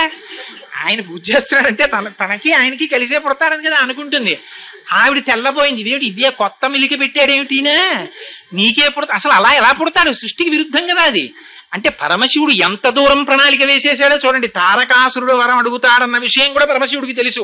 ఆయనకి తెలియదే ఉంటుందండి. బ్రహ్మమస్తకావలీది బద్ధతే నమ శివాయ, భూత భవిష్యత్ వర్తమాన కాలములకు సాక్షి పరమశివుడంటే. ఆయన ఒకనాడు ఉండేవాడా, ఒకనాడు లేనివాడా, ఎప్పుడూ ఉంటాడు ఆయన. అందుకని ఆయనకి తెలుసు కాబట్టి ఆయన తనకి కుమారుడిగా స్వీకరిస్తానని సంతోషపడ్డారు. పార్వతీదేవి అంది, సరే నువ్వు ఆ మాట అన్నావు బానే ఉంది, ఆయన అడిగారు నువ్వు వరం ఇచ్చావు, నువ్వు నాకు కొడుకుగా పుట్టని శివుడు అడిగాడు, నేను నీకు కొడుకుగా పుడతానని నువ్వు అన్నావు. భార్యకి భర్తకి భేదం ప్రపంచంలో ఎక్కడన్నా చూస్తారా? భర్త అడిగితే భార్య అడిగినట్టే. అందుకని ఆయనకి కొడుకుగా పుడతానంటే నాకు కొడుకుగా పుట్టినట్టే, అంతేగాని మళ్ళీ నీకు పుట్టను ఆయనకి పుడతానంటా ఏంటి? అందుకని నువ్వు నాకే పుట్టాలి. ఆయన అన్నాడు, అమ్మా నాకు బిరుదు ఇచ్చావు కదా ఇందాక, నువ్వు జ్ఞాని అని పిలిచారు కదా మీరు, జ్ఞాని అయినటువంటి వాడికి మళ్ళీ అమ్మ కడుపులో దూరాలని కోరుకుంటుందా? పునరపి జననం పునరపి మరణం పునరపి జనని జఠరే శయనం ఇహ సంసారే బహుదుస్తారే కృపయాపారే పాహిమురారే. అలాంటిది మళ్ళీ అమ్మ కడుపులో పడుకోనా? అది పార్వతీదేవి కడుపవని ఇంకో అమ్మ కడుపవని, అమ్మ కడుపే కదమ్మా. మళ్ళీ నేను కడుపులో పడుకుని అధోముఖంగా కిందకి రానా? అలా రాలేనమ్మా, అందుకుని నీ కడుపున జన్మించనన్నాను. ఆవిడంది, అలా ఎలా కుదురుతుందయ్యా, నీ వంటి జ్ఞాని నాకు కొడుకుగా పుట్టాలని ఉండదా? అందుకని మనం ఒక రాజీ చేసుకుందాం ఉంది ఆవిడ. ఏమిటమ్మా అన్నాడు. పూర్వం పరమశివుడు అంటే ఈ సుబ్రహ్మణ్యేశ్వర స్వామి వారి యొక్క వైభవంలోకి ఎన్ని పురాణాలు వచ్చేస్తాయో చూడండి. పరమశివుడు, మళ్ళీ భాగవతం, పరమశివుడు ఒకానొకప్పుడు పరమశివుని యొక్క అనుగ్రహం కోసమని భస్మాసురుడు తపస్సు చేశాడు. తపస్సు చేస్తే భోళాశంకరుడు ప్రత్యక్షమై ఏం కావాలన్నాడు. నా చెయ్యి ఎక్కడెడితే అక్కడ భస్మం అవ్వాలన్నాడు. ఇచ్చాను, తీసుకో అన్నాడు. ఆగు, పరీక్ష చేసుకోవాలి కదా, ఓసారి నీ తల మీద పెడతానన్నాడు. ఆయన పరుగు మొదలెట్టాడు. ఆయనకి తెలియక పరమశివుడికి నిజంగా తల మీద పెట్టేస్తే బూడిదైపోయేంత అవివేకి ఆయన. అంటే ధూర్తులైన వాళ్ళ ప్రవర్తన ఎలా ఉంటుందో ప్రపంచానికి చూపించాలి, అందుకని పరిగెడుతున్నాడు. పార్వతీదేవి మహాపతివ్రత, ఆవిడ సర్వజ్ఞ, ఆ బ్రహ్మకీట జనని. ఆవిడికి తెలియదు పరమశివుడు ఎందుకు పరిగెడుతున్నాడో. కానీ ఆవిడ సదాశివానుగ్రహద మహాపతివ్రత ఆవిడ. అటువంటి తల్లి భర్త ప్రాణభయంతో పరిగెడుతున్నట్టు నటిస్తున్నా, భర్త ఉట్టినే నటించచ్చు. అబ్బా అన్నాడు అనుకోండి మొగుడు, అది ఖచ్చితమో కాదో తెలియకుండా అబ్బాయి ఏమిటండి అని నేను అన్నండి అంటుందా భార్య? అంటే అబ్బో ఏమిటండి అంటుంది. ఉట్టినే అన్నాను అంటే ఏమిటి లేదు పరిహాసాలు అంటుంది. కానీ ఖచ్చితంగా కన్ఫర్మ్ అయిపోయి దెబ్బ కనపడ్డాక అడుగుదామని ఊరుకున్నానంటే అని అంద కదా భార్య. అలాంటిది మహాపతివ్రత అనకుండా ఉంటుందా? అందుకని ఆయన పరిగెడుతుంటే ఆవిడ నీరైపోయింది అన్న, అయిపోయి తన స్వరూపం కనపడకుండా తటాకం అయిపోయింది ఆవిడ. అదే శరవణం అంటే. ఆ శరవణం అనేటటువంటి తటాకమై ఉండిపోయింది. సరే, పరమశివుడు మళ్ళీ తిరిగి వచ్చారు, ఆ తటాకంలోంచి ఆవిడ స్వస్వరూపాన్ని పొందింది. కానీ తటాకం ఉండిపోయింది. ఇది జ్ఞాపకంగా ఉంచుకోవడానికి అమ్మవారు పరమప్రీతితో ఆ సరోవరంలో ఉండిపోయింది. ఆ సరోవరాన్ని కాపాడుకుంటోంది. ఆవిడంది, నువ్వు నా గర్భవాసం కదా చెయ్యవు, ఒక పని చెయ్యి. జ్ఞానమూర్తివి కాబట్టి పరమశివుని యొక్క 3వ కంటి అగ్నిహోత్రంలోంచి జన్మించి పుట్టగానే ఈ శరవణం అనేటటువంటి తటాకములో వచ్చి పడి అక్కడి నుంచి పైకి లే. శరవణ భవ అంటే పుట్టినవాడు, శరవణం అంటే పార్వతీదేవి నుంచి పుట్టినవాడు. ఇప్పుడు ఏమయ్యాడు? శరవణ భవుడు అంటే. అందుకని అది బీజాక్షరమైంది. అమ్మవారి కొడుకు అయ్యాడు. శివతేజం నుంచి పుట్టినవాడు అమ్మవారి కొడుకే అయ్యాడు. అంటే కోటేశ్వరారు అబ్బాయి అండి అంటే ఈశ్వరి గారు అబ్బాయినా అండి అని అడగకూడదు, తప్పు. కోటేశ్వరారు అబ్బాయి అండి అంటే కోటేశ్వరరావు గారు ఈశ్వరి గారుల అబ్బాయి, అంతేగాని ఎక్కడో ఏ సర్టిఫికెట్ వెరిఫికేషన్ కో వెళ్ళి Chiranjeevi CHS Charan son of Shri CHRVB Koteswararao అంటే ఎవరో నన్ను తెలిసిన వాళ్ళు ఉంటే పక్క వాళ్ళని పిలిచి కోటేశ్వరారు అబ్బాయి అంటే వారి భార్య పురాణాలకు వస్తుంటారు, ఆవిడ కొడుకేనా అండి అంటే అది అసహ్యకరమైన సంస్కారం, అలా అడగకూడదు కదా. అందుకని పరమశివుని యొక్క కుమారుడు అని వాడు అడిగిన అవివేకి తారకాసురుడు, అది అజ్ఞానం. అడిగినా వచ్చినవాడు శరవణ భవుడు, అందుకని అవి బీజాక్షరాలయ్యి. పార్వతీపుత్రుడై వచ్చాడు, అందుకని చేతిలో ఏముంటుంది? శక్తి ఆయుధం ఉంటుంది ఆయన చేతిలో. శివుడికి పరమశివుడి యొక్క పేర్లు వింటే కొంచెం ఆశ్చర్యకరంగాను కొంచెం భయంకరంగాను ఉంటాయి. ఏమిటండి ఈ పేర్లన్నీ ఇలా ఉన్నాయి ఏమిటండి అనిపిస్తుంది. మీరు నిజంగా శివుడి అష్టోత్తరంగానే ఏమైనా చూశారనుకోండి, ఆయన పేర్లు ఏమిటో తెలుసా అండి? స్థాణుహు అను మారేడు దళం వేస్తారు. స్థాణుహు అంటే కదలక మెదలక ఇలా ఉంటాడని. ఏదో స్థాణువులు అలా కూర్చుంటావు, ఏం మాట్లాడినా పలకవు అంటాం. స్థాణు అంటే అలా కూర్చున్నవాడేనా? అది కాదు. పరమశివుణ్ణి స్థాణువు అని ఎందుకు పిలుస్తారో తెలుసా అండి? ఆయనకి వ్యాపకత్వం చెప్పినప్పుడు శివకేశవ అభేదం చెప్తే స్థాణుహు అని పిలుస్తారు. స్థాణుహు అంటే ఇంక తాను వ్యాపించడానికి చోటు లేనివాడు, అంటే అంతటా నిండి నిబిడీకృతం అయిపోయి ఇంక తాను ప్రవేశించడానికి కొత్త చోటు లేక నిండి ఉండిపోయినటువంటి వాడు స్థాణుహు. అందుకని ఆయనకి స్థాణుహు అని పేరు. అలాగే ఆయనకు ఒక విచిత్రమైనటువంటి నామం ఉంది. ఏమిటో తెలుసా అండి? ఆయన నామం పూషదంతభిదవ్యగ్రో, సూర్యుడి పళ్ళు పీకేసిన వాడా నీకు నమస్కారం అని పేరు. అలా పిలుస్తారా ఎవరైనా? నిజంగా మరి దక్షయజ్ఞ ధ్వంసంలో సూర్యుడు వచ్చి అక్కడ కూర్చుంటే వీరభద్రుడికి కోపం వచ్చింది. శివుని నిరీశ్వర యాగంలో శివుణ్ణి పిలవని యాగానికి నువ్వు ఎందుకు వచ్చావు అని ఓ పటకారట్టకొచ్చి సూర్యుడి పళ్ళన్నీ పీకేశాడు.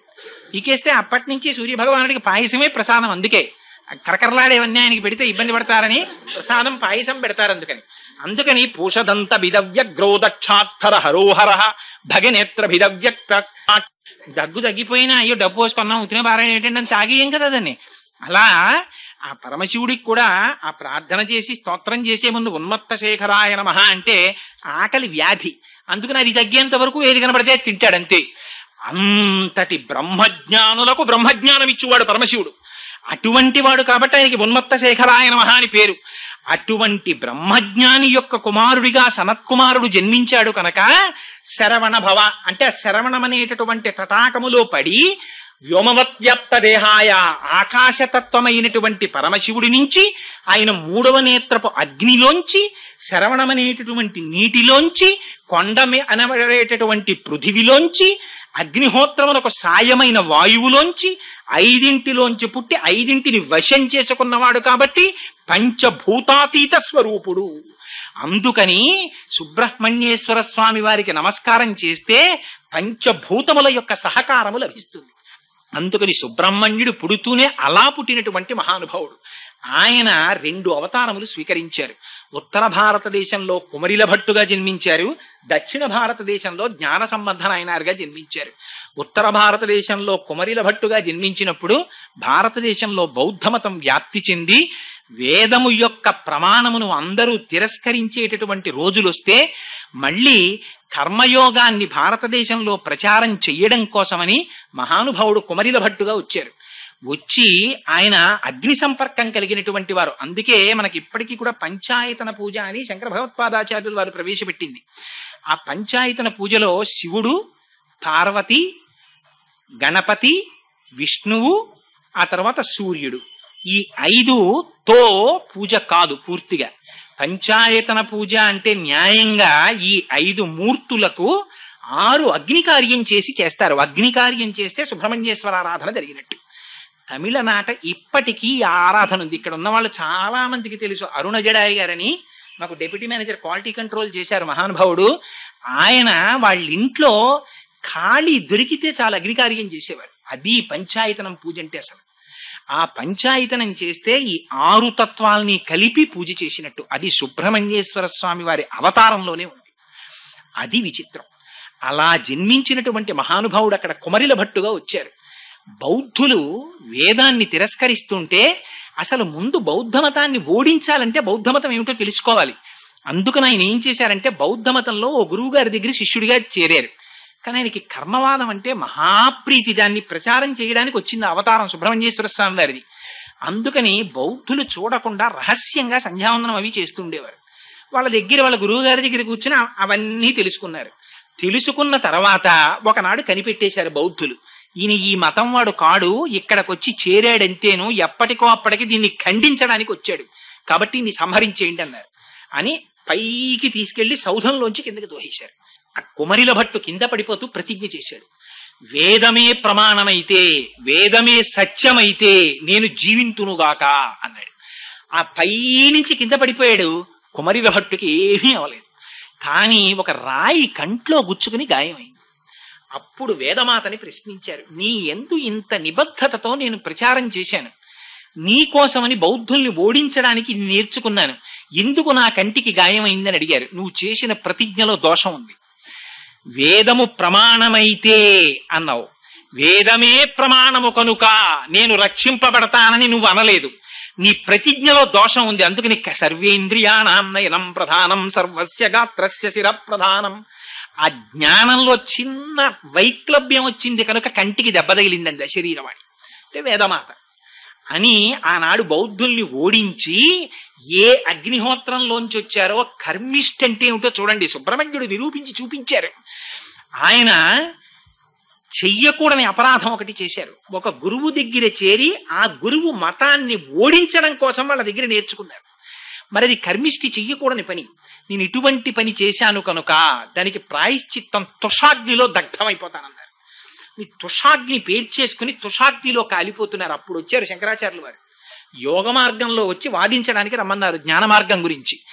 నేను తుషాగ్నిలో దహించుకుపోతున్నాను, నా శిష్యుడైనటువంటి వాడు మండన విశ్రుడు ఉన్నాడు వెళ్ళమన్నారు. మళ్ళీ యోగ మార్గంలో విడిపారు శంకరాచార్యులు వారు. అప్పుడు సరే అది శంకర విజయాల్లో విషయం అనుకోండి, ఇప్పుడు నేను దాని గురించి పెద్ద ప్రస్తావన చెయ్యను.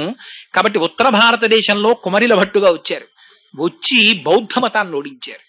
దక్షిణ భారతదేశంలో జైన మతం ఉండేది పూర్వం. ఎంత కరడు కట్టిపోయిందంటే జైన మతం, మీకొక్క ఉదాహరణ చెప్తాను. సుబ్రహ్మణ్యేశ్వర స్వామి వారు జ్ఞాన సంబంధ నాయనరుగా వచ్చారు. జ్ఞాన సంబంధ నాయనరుగా వచ్చినప్పుడు శివపాద హృదయుడు అని సీర్గాళి అని అరుణజడాయి గారు వాళ్ళ సొంత ఊరది. అక్కడ ఆ శివపాద హృదయుడు ఆయన భార్య భగవతి వాళ్ళిద్దరూ పరమ పవిత్రమైనటువంటి దంపతులు. వాళ్ళకి ఈ జ్ఞాన సంబంధ నాయనరు పుట్టారు. తండ్రి గారు సంధ్యావందనం చేసుకోవడానికి ఓ రోజు సాయంకాలం బయటికి ఎడుతుంటే పిల్లవాడు కాళ్ళకు అడ్డం పడ్డాడు. అడ్డం పడితే తండ్రి గారు తీసుకెళ్లి పిల్లవాడిని అక్కడ కూర్చోపెట్టి ఆ సంధ్యావందనం చేసినప్పుడు చెరువుల దగ్గర నదుల దగ్గర స్నానం చేస్తే అఘమర్షణ మంత్రమనో మంత్రం చెప్పి నీళ్లలో ములుగుతారు. ఆ మంత్రం చెప్పి ములుగుతున్నారు. ములిగితే పిల్లాడికి తండ్రి కనపడలేదు, నీళ్లలో ములిగిపోయాడని భయం వేసింది. భయం వేసి ఎవరిని పిలిచి చెప్తాడు? ఎదురుగుండా శివాలయం గోడ మీద వృషభవాహనారూఢుడై పార్వతీ పరమేశ్వరులు కనపడ్డారు. అమ్మా అప్పా అమ్మా అప్పా అని ఏడిచారు వాళ్ళిద్దరినీ చూసి. ఇది కావలసిన ఏడుపు నేర్పాడు ఆయన మనకి. అవి విగ్రహాలండి విగ్రహాలండి అని ఏడిచినంత కాలం పరమేశ్వరుడు రాడు, వాళ్ళు పార్వతీ పరమేశ్వరులండి అని ఏడిస్తే వస్తాడు. అందుకని అవి బొమ్మలని ఏడవలేదు, వాళ్ళిద్దరూ మాతాపితరులని ఏడిచారు. ఆయన ఏడిస్తే పరమశివుడు అన్నాడు, అదేమిటి అలా కూర్చున్నావు, పిల్లవాడు ఏడుస్తున్నాడు పదన్నారు. గబగబా వచ్చారు ఇద్దరు. అమ్మ ఏం చేస్తుంది, పిల్లాడు ఏడిస్తే పాలు ఇవ్వాలి, పార్వతి పాలి అన్నారు. అంటే ఆవిడంది ఏమిటో తేలిగ్గా చెప్పేస్తున్నారు, శివజ్ఞానం వచ్చేస్తుంది పాలిస్తే, ఇవ్వనా అంది. ఇచ్చేసేయి అన్నారు. బంగారు పాత్రలోకి స్తన్యాన్ని పిండి పాలిచ్చేసింది ఆవిడ. పాలిస్తే ఆ పాలు తాగేశాడు పిల్లాడు. తాగేయగానే నీకు శివజ్ఞానం వచ్చేసింది. తండ్రి గారు అఘమర్షణ మంత్రం చెప్పి పైకి లేచారు, వచ్చారు. కుర్రవాడి నోటి పక్కన పాలు కనబడ్డాయి. ఎవరిచ్చిన పాలు తాగావురా అని అడిగారు. వెంటనే బ్రహ్మాండికమైనటువంటి పదికం చెప్పారు. అంటే మనకి దండకాలంటాను చూసారా, అటువంటిది చెప్పారు. ఆ కుర్రాన్ని ఎత్తుకుని గుడిలోకి తీసుకెళ్తున్నారు. వాడు రావణ బ్రహ్మ చేసిన స్తోత్రం దగ్గర నుంచి చెప్పేస్తున్నాడు ఆ పిల్లాడు. వాడు గుడికి తీసుకెళ్తే చేతిలో ఇలా భజన చేస్తూ పరమశివుణ్ణి కీర్తిస్తుంటే చేతులు ఎర్రబడుతున్నాయి. పార్వతీ పరమేశ్వరులు చూడలేక బంగారు చిడతలు పైనుంచి కింద పడేశారు. ఇప్పటికీ జ్ఞాన సంబంధాలు తిరిగినటువంటి దేవాలయాలు తమిళనాడులో ఉన్నాయండి. అంతటి మహాపురుషుడు ఆయన. మధురలో పార్వతీ పరమేశ్వరుల యొక్క ఆలయం మధురైలో, ఆ ఆలయాన్ని మూతపెట్టేశారు. జైనులు రాజుగారిని జైనుల్లోకి మార్చేశారు. మార్చేస్తే ఆనాడు మళ్ళీ వేదమతాన్ని ఉద్ధరించడం కోసమని మహానుభావుడు సుబ్రహ్మణ్యేశ్వర స్వామి వారు జ్ఞాన సంబంధనాయనారుగా ఆ ఊరిళ్ళారు. విడితే జైనులకి తెలిసింది జ్ఞాన సంబంధులు వచ్చారు, ఎలాగైనా వారిని సంహరించాలనుకున్నారు. అనుకుని వారు విడిది చేసినటువంటి ఇంటికి అగ్నిహోత్రం పెట్టేశారు. ఇల్లు కాలిపోతోంది. ఆయనను అనుసరించి కొన్ని వేల మంది శిష్యులు వచ్చారు. జ్ఞాన సంబంధర్ పరమశివుణ్ణి స్తోత్రం చేశారు. స్తోత్రం చేసి రాజుకి బుద్ధి రావాలని నా ఇంటికి అంటింపబడినటువంటి ఈ అగ్నిహోత్రము రాజు శరీరమును చేరుగాక అన్నారు. మరి నోటి వెంట వచ్చినదే సత్యం అయిపోతుంది. రాజుగారి ఒళ్ళు కాలిపోవడం మొదలెట్టింది. వైద్యులు దగ్గరికి వెళ్ళారు. వెడితే ప్రియపురాణంలో రాశారండి, అరిటాకులు పట్టుకెళ్ళారట, పడుకోబెడదాం లేత అరిటాకుల మీద. అరిటాకుల మోపులు కాలిపోయి, జైనులు నెమలి ఈకల విసిరికర్రలు పట్టుకెళ్లారు, అవి కాలిపోయి. మంత్రాలు వేశారు, తగ్గలేదు. అప్పుడు ఆయన భార్య శివభక్తురాలు. ఆవిడంది, ఊరి బయట జ్ఞాన సంబంధం ఉన్నటువంటి విడిదిని మీరు కాల్చారు, అదే కట్టి కుడుపుతోంది, నా మాట విని జ్ఞాన సంబంధాన్ని పిలిపించండి అంది. పిలిపించారు. ఎవరు నాకొచ్చినటువంటి జ్వరాన్ని తగ్గిస్తే వారి మతమే సత్యమని నేను నమ్ముతానన్నారు. అంటే అయినా జైనులు ఒప్పుకోలేదు. శరీరానికి కుడి పక్కన జ్ఞాన సంబంధాలు చల్లబరుస్తారు, ఎడం పక్కన మేము చల్లబరుస్తాం అన్నారు. అటు వారు నించున్నారు, ఇటు జ్ఞాన సంబంధం నించున్నారు. ఈయన పరమేశ్వరుణ్ణి ప్రార్థన చేసి విభూతి రాశారు. శరీరం ఒక పక్క చల్లబడిపోయింది, అవతల పక్కన మరింత వేడెక్కిపోయింది.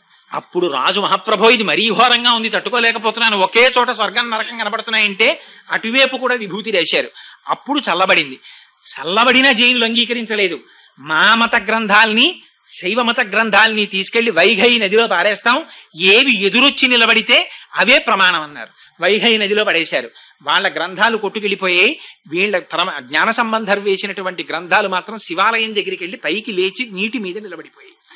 ఆ విధంగా ఇంకా జ్ఞాన సంబంధ జీవిత చరిత్ర చెప్పుకోవాలంటే అది సామాన్యమైంది కాదండి. చిట్ట చివరి జ్ఞాన సంబంధరికి వివాహం చేస్తా ఉన్నారు. జ్ఞాన సంబంధం ఎంత చిత్రం అంటే, ఒక వైశ్యుడు వాళ్ళ అమ్మాయిని ఆయనకిచ్చి పెళ్లి చేస్తానన్నారు.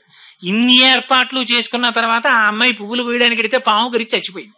జ్ఞాన సంబంధం అప్పటికి ఎక్కడో ఉన్నారు, ఏదో ఊళ్ళో దేవాలయంలో. ఆయన వచ్చే వరకు పార్థివ శరీరం ఉంటుందా? ఆయనకి ఇస్తానన్నారంతే. ఆ పిల్లని ఇంకా పెళ్ళవలేదు, ఏమీ అవ్వలేదు. ఆ అమ్మాయికి అంచేష్టి సంస్కారం చేసేసారు, బూడిద చేసేశారు. ఎముకలు బూడిద ఆయన జాడీలో పెట్టి గదిలో పెట్టి దాచుకున్నాడు. జ్ఞాన సంబంధాలు వస్తే చెప్దామని. పాపం జ్ఞాన సంబంధాలు వచ్చారు. వచ్చిన తర్వాత అయ్యో నీకు పిల్లని ఇద్దాం అనుకున్నానయ్యా, చచ్చిపోయింది, పిల్ల జాడీలో ఉండిపోయింది అన్నారు. ఇది ఆ పిల్లని బతికించి చూస్తా ఉన్నారు జైనులు.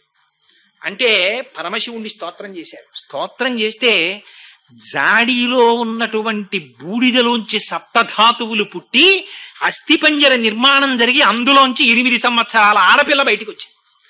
ఆనాడు వేసుకున్న కంకణములు ఉంగరములతో పైకొచ్చింది. యథార్థంగా జరిగాయండి ఇవన్నీ. ఇవన్నీ పుక్కిట పురాణాలు నేను సొంతంగా చెప్తున్నాను అనుకుంటున్నారేమో. ఎప్పటివో కావు, కేవలం కొన్ని వందల సంవత్సరాల క్రితం జరిగిన యథార్థాలు ఇవన్నీ. జరిగితే అప్పుడు ఆ పిల్లని వివాహం చేసుకోమన్నారు. ఆ అమ్మాయికి పునర్జన్మనిచ్చాను కాబట్టి నేను తండ్రిని, నేను వివాహం చేసుకోనన్నారు. అది ఆయన ధర్మం అంటే. చేసుకోనని వెళ్ళిపోతే చిట్ట చివరికి ఒకరు అమ్మాయిని తీసుకొచ్చారు, ఆయనకి వివాహం చేశారు. చెయ్యగానే ఆయన స్తోత్రం చేశారు. ఆయన సుబ్రహ్మణ్యావతారం. అది ఎప్పుడూ బ్రహ్మణ్యమే. అది ఊర్ధ్వరేతస్కుడై బ్రహ్మజ్ఞాని అయి బ్రహ్మమై ఉంటారు ఆయన. ఆయనకి సంసారంతో సంబంధం ఏమిటి? అందుకని ఆ భార్యని బంధువులు అందరినీ తీసుకుని శివాలయానికి వెళ్ళారు. సర్వేశ్వర, నీ పాదముల యొక్క అమృతమునందు మునకలు వేసిన నాకు సంసార లంపటమా? నాకు వద్దు తండ్రి, నీలో కలిపేసుకోమని అడిగారు. బ్రహ్మాండమైన జ్యోతి స్తంభం ఏర్పడి ఆ రోజున జ్ఞాన సంబంధర్ పాడినటువంటి పత్తికానికి బంధువులందరితో సహా మోక్షానికి తీసుకెళ్లిపోయారు పరమశివుడు. అంత గొప్ప స్థితిని పొందారు. అందుకని దక్షిణ భారతదేశంలో జ్ఞాన సంబంధర్గా వచ్చారు. ఉత్తర భారతదేశంలో ఆయనే అక్కడ అతుషాగ్నిలో ప్రవేశించినటువంటి మహానుభావుడిగా అక్కడ వచ్చారు. అందుచేత 2 రకాలుగా అవతల బౌద్ధ మతాన్ని, యువతల జైన మతాన్ని, 2 మతాల్ని ఓడించి మళ్లీ వేదము యొక్క ప్రమాణమును నిలబెట్టినటువంటి అవతారం సుబ్రహ్మణ్య అవతారం. అటువంటి అవతారం మళ్లీ ఈ మధ్య కాలంలో వచ్చింది. ఎప్పుడు వచ్చిందో తెలుసా అండి? భగవాన్ రమణులుగా వచ్చింది. ఆయన అరుణాచల పర్వత శిఖరాలకి ప్రదక్షిణం చేస్తుంటే సప్తమాతృకలు కృత్తికల రూపంలో వచ్చి ఆయన్ని లోపలికి తీసుకెళ్లి భోజనం పెట్టి పంపించాయి రమణ మహర్షిని. అందుకే షణ్ముఖుడికి 6 ముఖాలు. 6 ముఖాలు ఎందుకో తెలుసా అండి? ఫిజికల్ గా నిజంగా 6 ముఖాలా అండి అని కాదు. 6 ముఖాలు దేనికి సంకేతం అంటే షడూర్ములకు సంకేతం. ఈ షడూర్ములు ఎవరికి ఉంటాయో తెలుసా? మనందరికీ ఉంటాయి. అవే ఆకలి, దప్పిక, జరా, మోహము, జననము, మరణము. ఈ 6 కొట్టుకుంటూ ఉంటాం. ఇంకేమీ ఉండదు. నిజంగా లోపలికి వెళ్ళి చూస్తే ఉండేది ఏమిట్రా అంటే ఆకలి వేస్తూ ఉంటుంది, మళ్ళీ తింటూ ఉంటాడు, తగ్గిపోతూ ఉంటుంది. దప్పిక, దాహం వేస్తూ ఉంటుంది, తాగుతూ ఉంటాడు, తగ్గుతూ ఉంటుంది, మళ్ళీ దాహం వేస్తుంటుంది. జర, వద్దన్నా వృద్ధాప్యం వచ్చేస్తూ ఉంటుంది. మోహం, ఎక్కడ లేని జ్ఞానం వీడికి, అన్నీ నావే అనుకుంటుంటాడు, దాచుకుంటుంటాడు. ఆఖరికి కల్లరి బొమ్మయో కాయంబు నొల్ల అద్దె కొంపల పోలు ఆ భోగమొల్ల కొని తెచ్చు పీడలో కొంపల నొల్ల ఇంటి దొంగల బోలు కొడుకుల నొల్ల ఎందుకీ భాగ్యంబులెందుకీ బ్రతుకు ముందు చావుండంగ మురియంగనగునే అంటారు. అలాగా స్వామి నీ పాదాలు చాలు, మాకెందుకు ఇవన్నీ ఉండేవా, ఏడిచేవా, మా వెంట వచ్చేవా అని ఎవరంటారు? ఎవరో భక్తి కలిగిన వాళ్ళు అంటారు. మిగిలిన వాళ్ళందరం ఈ ఆకలి, దప్పిక, శోకము, మోహము, జర, మరణము ఈ 6 తిరుగుతూ ఉంటారు. కానీ ఎవరు సుబ్రహ్మణ్యేశ్వర స్వామి వారి పాదములు పట్టుకుంటున్నారో అటువంటి వారిని ఈ షడూర్ముల నుంచి ఉద్ధరిస్తాడు. అందుకని ఆయనకి షడాననుడు, 6 ముఖములతో ఉంటారు.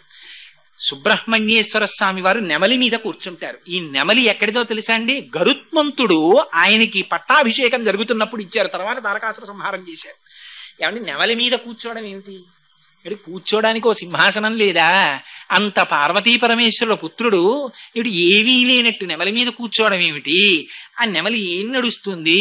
ఈయనేం కూర్చుంటారు? ఎందుకు ఈ అల్లరంతా అంటే నెమలి ఒక గొప్ప విచిత్రం. పైగా మీరు సుబ్రహ్మణ్యేశ్వర స్వామి వారి మూర్తిని చూడండి, దులు మూట కట్టేస్తుంది. చేతిలో ఇలా శక్తి ఆయుధాన్ని పట్టుకుని ఉంటారు, ఒక శూలం పట్టుకుని ఇలా విభూతి రేఖలు పెట్టుకుని, చేతిలో ఒక ధ్వజం ఉంటుంది, పతాకం, దాని మీద కోడిపుంజు ఒకటి ఉంటుంది, కుక్కుట ధ్వజం ఉంటుంది.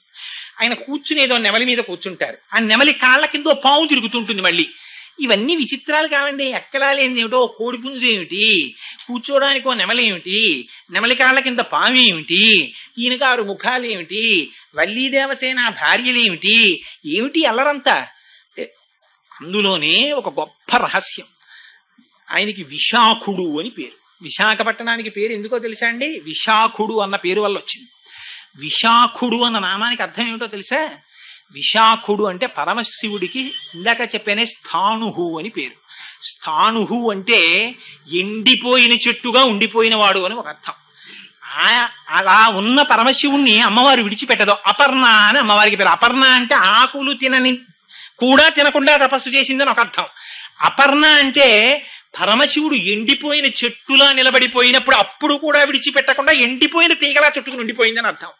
మరి చైతన్యం ఎక్కడుంది అంటే శాఖుడు అంటే శాఖలుంటే కొమ్మలు, విశాఖుడు అంటే కొమ్మలు లేనితనం, ధవ అంటే భర్త కలిగింది, విధవ అంటే భర్త లేనిది. అందుకని విశాఖుడు అంటే శాఖలు లేవు. మరి అప్పుడు సుబ్రహ్మణ్యుడు ఎక్కడ ఉన్నాడు? ఆ చెట్టు లోపలే చిన్న చైతన్య బీజం కింద లోపల ఉండిపోయాడు. ఆ ఎండిపోయిన చెట్టే మళ్ళీ ఆకులు కొమ్మలు అన్నింటితో వచ్చేస్తుంది. ఎక్కడుంది చైతన్యం? లోపల ఉంది చైతన్యం. అందుకని ఆయనకి గుహ అని ఒక పేరు. ఈ గుహ అన్న పేరుతో ముత్తుస్వామి దీక్షితులు వారు తిరుత్తని వెళ్ళి ఆయన మీద పాటలు రాశారు. రాస్తే పరమ ప్రీతి పొంది సుబ్రహ్మణ్యేశ్వర స్వామి వారు ప్రత్యక్షమయ్యారు. ప్రత్యక్షమై కలకండ నోట్లో పోశారు. పోస్తే అప్పుడే ఓ కీర్తన రాశారు. నాకు కీర్తనలు రావు, కానీ ఎంత అద్భుతమైన కీర్తన తెలుసా అండి అది. ఆ గుహ అన్న నామంతో ముత్తుస్వామి దీక్షితులు సుబ్రహ్మణ్యేశ్వర స్వామి వారి యొక్క దర్శనం అయిన తర్వాత కీర్తనలు ఇచ్చారు. త్యాగరాజు గారి కీర్తనలు రాశారు. అంతటి మహానుభావుడైన నెమలి మీద ఎందుకు కూర్చుంటారంటే నెమలి పురి విప్పుతుంది. నెమలి మిగిలిన పక్షులన్నింటికీ ఓ గుణం ఉంటుంది, తోక ఒకటే ఉంటుంది దానికి. అది ఎప్పుడో విప్పుతూ ఉండడం, అందులో రంగులు రావడం. కాకి అంటే దిగుమాల కాకి ఎప్పుడో ఓలాగే ఉంటుంది. అంతే కాకి పురి విప్పిందంటే ఎవరు అనరు. నెమలి ఒకటే పురి విప్పుతుంది.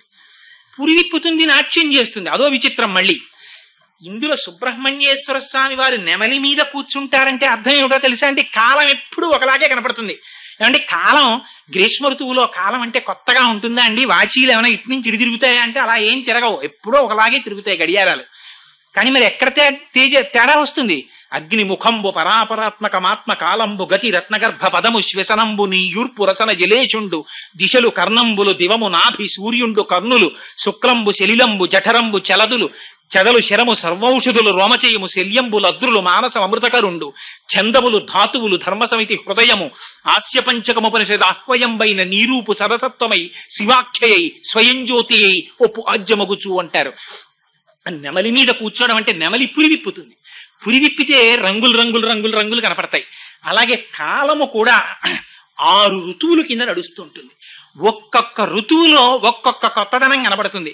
ఒక ఋతువులో చెట్లు ఆకులన్నీ రాల్చేస్తాయి, ఒక ఋతువులో చెట్లన్నీ చిగర్చేస్తాయి, ఒక ఋతువులో మంచు పడుతుంటుంది, ఒక ఋతువులో అపారమైన చెమట పట్టేస్తుంటుంది, ఒక ఋతువులో వర్షం పడుతూ ఉంటుంది, ఒక ఋతువులో ఎండిపోతుంది. ఇన్ని రంగులు, ఇన్ని మార్పులు ఎక్కడి నుంచి వచ్చాయి? ఒక కాలంలోంచే ఉంటాయి. ఒక నెమలిలోనే ఆ పురి విప్పేటప్పటికి ఇన్ని రంగులు కనబడతాయి. అంటే కాలమనేటటువంటి నెమలి ఆయన స్వాధీనంలో ఉంటుంది. మనమందరం కాలగతులం అయిపోతాం. అంటే కాలములో పుట్టి కాలములో పడిపోతాం. ఎప్పుడు పుట్టాడండి కోటేశ్వరరావు? 14/7/1959. ఒకనాడు ఈ శరీరం పడిపోతుంది. పడిపోయిన తర్వాత వీడిలో ఫోటో ఎక్కుతుంది గోడ మీదకి. అప్పుడు మా అబ్బాయి దాని పక్కన ఇంకొకటి రాసి డేట్ వేస్తాడు. అలా. కానీ ఇవన్నీ ఎప్పుడు వచ్చాయి? కాలంలో వచ్చాయి, కాలంలో వెళ్ళిపోతున్నాయి. అది కాలములో వచ్చి కాలంలో వెళ్ళిపోయేది కాదు, అది ఎప్పుడు ఉండే తత్వం. అందుకని పార్వతీ పరమేశ్వరుల పుత్రుడు. పార్వతీ పరమేశ్వరులు ఒకనాడు ఉండి ఒకనాడు వెళ్ళిపోయిన వారు కాదు. మరి సుబ్రహ్మణ్యుడు ఎప్పుడో వచ్చాడు కదండి. అంటే రహస్యం ఎక్కడుంది? మెరుపు ఎక్కడుంది? మబ్బులోనే ఉంది. మబ్బులో లేని మెరుపు ఎక్కడి నుంచి వచ్చింది? కానీ రెండు మబ్బులు దగ్గరికి రావాలి. సౌదామిని అంటారు. నీలి ఆకాశం మీద రెండు నల్లటి మబ్బులు వచ్చి తగిలికున్నాయి అనుకోండి, ఒకదాన్నొకటి, మధ్యలో పెద్ద మెరుపు వస్తుంది. ఈ మెరుపు శక్తి. దీని జ్ఞాన ప్రకాశంలో మీకు అన్ని వస్తువులు కనపడతాయి. అలా పార్వతీ పరమేశ్వరుల యొక్క సమాగమంలో జ్ఞానశక్తి ఆవిర్భవించింది. అది సుబ్రహ్మణ్యుడు. ఆయన చేతిలో శక్తి ఉంది. ఏమిటా శక్తి? శూలాయుధం. అదే ఇచ్ఛాశక్తి, జ్ఞానశక్తి, క్రియాశక్తి. ఆయన పాదములు పట్టుకున్న వాడికి అన్ని శక్తులు వచ్చేస్తాయి. అందుకని సుబ్రహ్మణ్య ఆరాధన గొప్ప ఆరాధన. అందుకని ఆయన చేతిలో శూలం పట్టుకుంటారు. మరి నెమలి కాళ్ళ కింద పావేమిటి? పాము అంటే రెండు అర్థాలు ఉంటాయి. ఒక పాము ఊర్ధ్వముఖంగా ఉంటుంది, ఇది పైకెక్కుతుంటుంది. ఇలా ఉంటాయి పాములు. కొన్ని పాములు కిందకుంటాయి. కిందకున్న పాము అధోముఖంగా వీర్యం పోవడం. వృషాకృత్వాగోత్రస్కలనమధవైలక్షితమితం లలాటే భర్తారం చరణకమలే తడయతితే చిరాదంత శల్యదహన కృతమున్మూలితవత తులా కోటిక్వాణై కిలికిలితమిషానరిపుణ అంటారు సౌందర్యలహరిలో శంకరాచార్యులు వారు. యోగరహస్యం చెప్తూ కేవలం సంసారమునందు వీర్యభ్రష్టుడైనటువంటి వాడు రేతపతనాన్ని పొందుతుంటాడు, తేజస్సు పోగొట్టుకుంటాడు. ఊర్ధ్వరేతస్కుడైనటువంటి వాడు బ్రహ్మాన్ని పొందుతుంటాడు. అందుకని నెమలి కాళ్ళ కింద పడిపోయినటువంటి పాము బ్రహ్మజ్ఞానములకు కింద పడిపోయినటువంటి సంసారం. వాడు సంసారమునందు మగ్నుడు కాడు. మరి వల్లి దేవసేన వీళ్ళిద్దరెవరు? భార్యల కింద చెప్తారు. కానీ వల్లి అంటే కుండలిని శక్తి. 3.5 చుట్ల చుట్టుకుని మనందరికీ మూలాధారం దగ్గర కుండలిని శక్తి పడుకుంటుంది. పడుకుని ఆ తోక తల కలిపేసి పడుకుని ఉంటుంది. దాన్ని ఎవ్వరూ లేపకూడదు కూడా, గురువుల అనుగ్రహం లేకుండా. దాన్ని లేపితే ఆ పాము పైకెక్కుతుంది. అది ఆశాంతం అంటారు. ఆశాంతం అంటే ఆధార చక్రం దగ్గర నుంచి సహస్రార చక్రం వరకు వెడుతుంది. అదే శంకరాచార్యులు వారు సౌందర్యలహరిలో చెప్తారు. మహీం మూలాధారే కమపి మణిపూరే హుతవహం స్థితం స్వాధిష్టానే హృదయమపి అని ఆ ఒక్కొక్క చక్రం దాటుతూ షట్చక్రాల్ని భేదనం చేసుకుంటూ సహస్రారంలోకి వెళ్ళిపోతుంది. అలా సహస్రారంలోకి వెళ్ళిపోయేటటువంటి తేజస్సు సంసారమునందు అధోముఖమైనటువంటి రేతస్సు కన్నా భిన్నం. అందుకని నెమలి కాళ్ళ కింద పడిపోయినటువంటి పాము ఊర్ధ్వరేతస్కుడై బ్రహ్మజ్ఞానమును పొంది బ్రహ్మముగా నిలబడినటువంటి షణ్ముఖుణ్ణి చూపిస్తుంది. రెండవది దేవసేన. దేవసేన అంటే సాక్షాత్తుగా దేవతల యొక్క సైన్యమునకంతటికీ కూడా ఆయన ఆధ్యక్షమును వహించి దేవతలకి విజయాన్ని తీసుకొచ్చారు. లోపల ఆంతరంగా చూస్తే ఇక్కడే రాక్షస గుణాలుంటాయి, ఇక్కడే దేవతా గుణాలుంటాయి. రెండింటికి పోరాటం జరుగుతూ ఉంటుంది. జరుగుతున్నప్పుడు ఒక్కొక్కసారి దేవతా గుణాలు పెరుగుతాయి, ఒక్కొక్కసారి రాక్షస గుణాలు గెలుస్తాయి. ఇది పైకి వినపడదండి. ఇవన్నీ ఇక్కడ జరిగిపోతూ ఉంటాయి. ఏదో 100 రూపాయలు రాకూడని రీతిలో వస్తుంది. ఎందుకురా అనవసరం, మనకి ఏమి లోటు, పరమేశ్వరుడు ఏమీ లేదు, పుచ్చుకోకంటుంది దేవతాగుణం. ఏమిటో నువ్వు పుచ్చుకోకపోతే మాత్రం అది ఉండిపోతుందా? పుచ్చుకునే వాళ్ళు ఎవరో పుచ్చేసుకుంటారు. సిరిదా వచ్చిన మోకాలు అడ్డుతావా, ఎంత మూర్ఖత్వం, పుచ్చుకో అంటుంది రాక్షస గుణం. పుచ్చుకుంటాడు, ఏమయ్యాడు? రాక్షస గుణానికి లొంగాడు. అయ్యయ్యో పుచ్చుకున్నానే అని దాన్ని సత్కార్యానికి వినియోగిస్తాడు. ఇప్పుడు ఏమైంది? దేవతా గుణం నెగ్గింది. అందుకని అమ్మవారికి ఏం బలి ఇవ్వాలి? ఓ పిల్లిని బలిచ్చేయి, ఓ గొర్రెని బలిచ్చేయి, ఓ దున్నపోతుని బలిచ్చేయి అంటారు. ఇవన్నీ బలిచ్చే అంటే నిజంగా వాటిని తీసుకొచ్చి చంపేసేయమనే? అది కాదు. గొర్రె అంటే మూర్ఖత్వం, పిల్లి అంటే దొంగతనం, మేక అంటే పిరికితనం, దున్నపోతంటే మోహం. ఈ 4ంటిని తీసుకెళ్లి విడిచిపెట్టేశాయి. ఇవి ఎక్కడి నుంచి విడిచిపెడతారు? మీరు విడిచిపెట్టలేరు. లోపల దేవతాగుణముల యొక్క శక్తి పెరిగితే రాక్షస గుణములు ఓడిపోతాయి.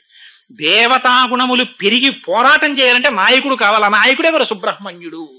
ఆయన పాదములు పట్టుకుంటే లోపల సాత్వికమైనటువంటి గుణములు పెరుగుతాయి, రాక్షసీ గుణములు తరిగిపోతాయి. అదే బ్రాహ్మణ్య శక్తే పరమశివుని యొక్క స్వరూపంగా చెప్తారు. సూర్యుడు, గాయత్రి, అగ్నిహోత్రం. ఆయన పావకి, అగ్నిపుత్రుడు. అందుకని అపారమైనటువంటి తేజస్సు వచ్చింది. తాను చెప్పినటువంటి మాట సత్యం అవుతుంది. అదే చేతిలో పట్టుకున్నటువంటి శూలమనబడేటటువంటి శక్తి. అందుకే ఆ సుబ్రహ్మణ్యారాధన ఎక్కడ చేస్తారో అక్కడక్కడ జరిగేటటువంటి మహోపకారం ఏమిటంటే వంశం నిలబడుతుంది. కారణం ఏమిటి అంటే సుబ్రహ్మణ్యేశ్వర స్వామి వారి సహస్రనామావళిలో మాత్రం ఒక గొప్ప నామం ఉంది. వంశకరాయ నమః అని పేరు ఆయనకి. వంశము నిలబడాలి అంటే సుబ్రహ్మణ్యేశ్వర స్వామి వారి యొక్క అనుగ్రహం కలగాలి. ఆశ్చర్యం ఏమిటంటే ఎవరికైనా సంతానం కలగకపోతే చెప్పేటటువంటి సాధారణమైనటువంటి దోషం కూడా సుబ్రహ్మణ్య సంబంధమైనటువంటి దోషాన్ని చెప్తారు. సరే, ఆయన మళ్ళీ పావుగా నేల మీద కొన్నాళ్ళు తిరిగారన్నారు. దాన్ని ఎందుకు తిరిగారంటే మళ్ళీ వామన పురాణంలో దానికి ఒక రహస్యం చెప్పారు. ఒకసారి బ్రహ్మగారిని అధిక్షేపించారు, అందుకని కొన్నాళ్ళు బాధపడడానికి పావుగా భూమి మీద ఉన్నారని. ఇప్పటికీ కూడా దేవతా సర్పాలని కొన్ని కొన్ని సర్పాలు ఇప్పటికీ సుబ్రహ్మణ్య స్వరూపంగా ఆరాధనను అందుకుంటున్నటువంటి క్షేత్రాలు ఉన్నాయి. ఎక్కడో కాదండి, మన కాకినాడకి కూతవేటు దూరంలో ఉంది అటువంటి క్షేత్రం. మీలో చాలా మందికి తెలిసే ఉంటుంది, పాముల మల్లవరం అని చెప్పి చేబ్రోలుకి కుడి పక్కకి విడితే ఉంది. అక్కడ ఇప్పటికీ మా పూజా మందిరంలో ఉంది. నేను అది శరీరంతో ఉండగా దర్శనం చేసే అదృష్టాన్ని పొందలేదు, కానీ ఇంతలావు త్రాచుపాం, ఇంత పెద్ద పడగ విప్పి ఉంటుంది. అది ఎక్కడి నుంచి వచ్చిందో తెలియదు. శివలింగాన్ని చుట్టుకుని ఉండేది.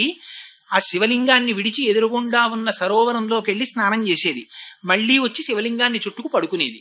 పడుకుంటే అభిషేకం చేసిన పాలు కొంచెం తాగుతూ ఉండేది. ఎవరైనా సంగీత విద్వాంసులు కానీ ఉపన్యాసకులు కానీ వచ్చి ఉపన్యాసం చెప్పినా పాట పాడినా దానికి సంతోషం కలిగితే శివలింగాన్ని విడిచిపెట్టి వచ్చి వాళ్ళ యొక్క మెడలో పూలమాల కింద పడేది తనకి తాని. మళ్ళీ విప్పుకుని వెళ్ళి శివలింగానికి చుట్టుకునేది. పిల్లలు పుట్టని వాళ్ళు ఇంకా సంతానం కలగరేమో అని పెళ్ళై 15 సంవత్సరాలు దాటిపోయి బెంగ పెట్టుకున్న వాళ్ళ ఆ గుడికెళ్ళి నమస్కారం చేస్తే వెంటనే భార్య గర్భాన్ని ధరించి పిల్ల పుడితే సుబ్రహ్మణ్యేశ్వరి అని పేరు పెట్టి ఆ పిల్లని తీసుకెళ్లి ఆ స్వామి పడగ కింద పడుకోపెడితే చంటి పిల్లల్ని ఆ పాము పడగ కింద పెట్టేవారు. పెడితే ఎంతో సంతోషంగా పిల్లల్ని చూసేది ఆ పాము. ఆ పిల్లల్ని తెచ్చుకునేవారు. అటువంటి క్షేత్రం మనకి కూతవేటు దూరంలో ఉంది మల్లవరం. అక్కడ పొలాలు దున్నుతుంటే తామ్రపత్ర శాసనాలు దొరికాయి. నేను ట్రస్టీ గారు ఇవాళ వాళ్ళ బంధువులు ఇక్కడికి వచ్చారో లేరో నాకు తెలియదు, కానీ ఆ తామ్రపత్ర శాసనాలు అవి అక్కడ మ్యూజియం లాంటి గది ఒకటి కట్టి పెట్టి ఒకసారి నేను అక్కడ ప్రసంగం చేయడానికి వెళ్ళాను. వెడితే నన్ను వాళ్ళ గదిలోకి తీసుకెళ్లి అవన్నీ చూపించారు, ఆ దొరికిన శాసనాలు అవన్నీ. అలాగే మనకి బిక్కవోల్లో ఇప్పటికీ ఒక రాత్రంతా ఆరాధన చేస్తారు దంపతులు, ఆ సంతానం కలగాలని. ఎందరో అలా సంతానం పొందినటువంటి వాళ్ళు ఉన్నారు. ఇవన్నీ అబద్ధాలు కాదండి. సుబ్రహ్మణ్యేశ్వర స్వామి వారికి ఉన్నటువంటి 6 ముఖాలే 6 క్షేత్రాలయ్యాయి తమిళనాడులో. మళ్ళీ అవి కూడా సుబ్రహ్మణ్యేశ్వర స్వామి వారి యొక్క విచిత్ర స్థితి ఏమిటంటే అన్ని మూర్తులు ఒకలా ఉండవు. మీకు ఒక్కొక్క చోట ఒక్కొక్కలా ఉంటాయి. ఆయన తిరుత్తని అని ఒక క్షేత్రం ఉంది. సాధారణంగా తిరుపతి వెళ్ళిన వాళ్ళు వెళుతుంటారు. అన్ని కొండ మీద ఉంటాయి సుబ్రహ్మణ్యేశ్వర స్వామి వారివి. తిరుత్తణిలో ఆయన క్రౌంచాసురుడు అనే రాక్షసుడిని సంహరించి విశ్రాంతి తీసుకున్నారు అక్కడ. రెండవది తిరుత్తణి తర్వాత పళని. ఆ పళని దగ్గరికి వెళ్ళేటప్పటికి దండాయుధపాణి అంటారు. చేతిలో ఒక కర్ణ పట్టుకుని వ్యుక్తకేశుడై ఆ శిరస్సు మీద రోమాలు లేకుండా కేశములు లేకుండా ఓ గోచి ఒకటి పెట్టుకుని ఉంటారు. అదే స్వరూపం రమణ మహర్షిది. పళనిలో దండాయుధపాణిగా ఉంటారు. మూడవది ఆ తిరుచెందూర్ అని సముద్రం దగ్గర ఉంది. ఆ కన్యాకుమారి వెళ్ళినటువంటి వాళ్ళు వెడుతూ ఉంటారు.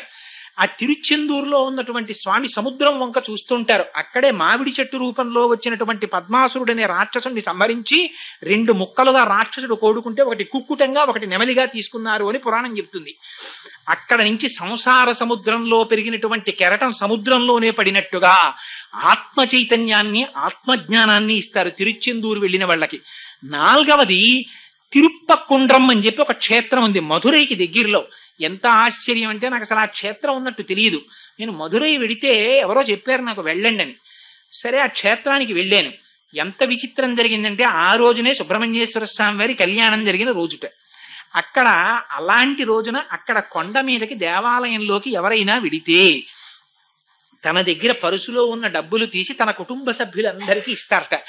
ఆ రోజున అలా సుబ్రహ్మణ్యేశ్వర స్వామి వారి క్షేత్రంలో తన కుటుంబ సభ్యులకి కానుకలిస్తే వాడి ఊపిరి పోయే వరకు వాడి పరుసులోంచి తీసి కానుకలు ఇవ్వగలిగినటువంటి ఆర్థిక పరిపుష్టి వాడికి ఉంటుందిట.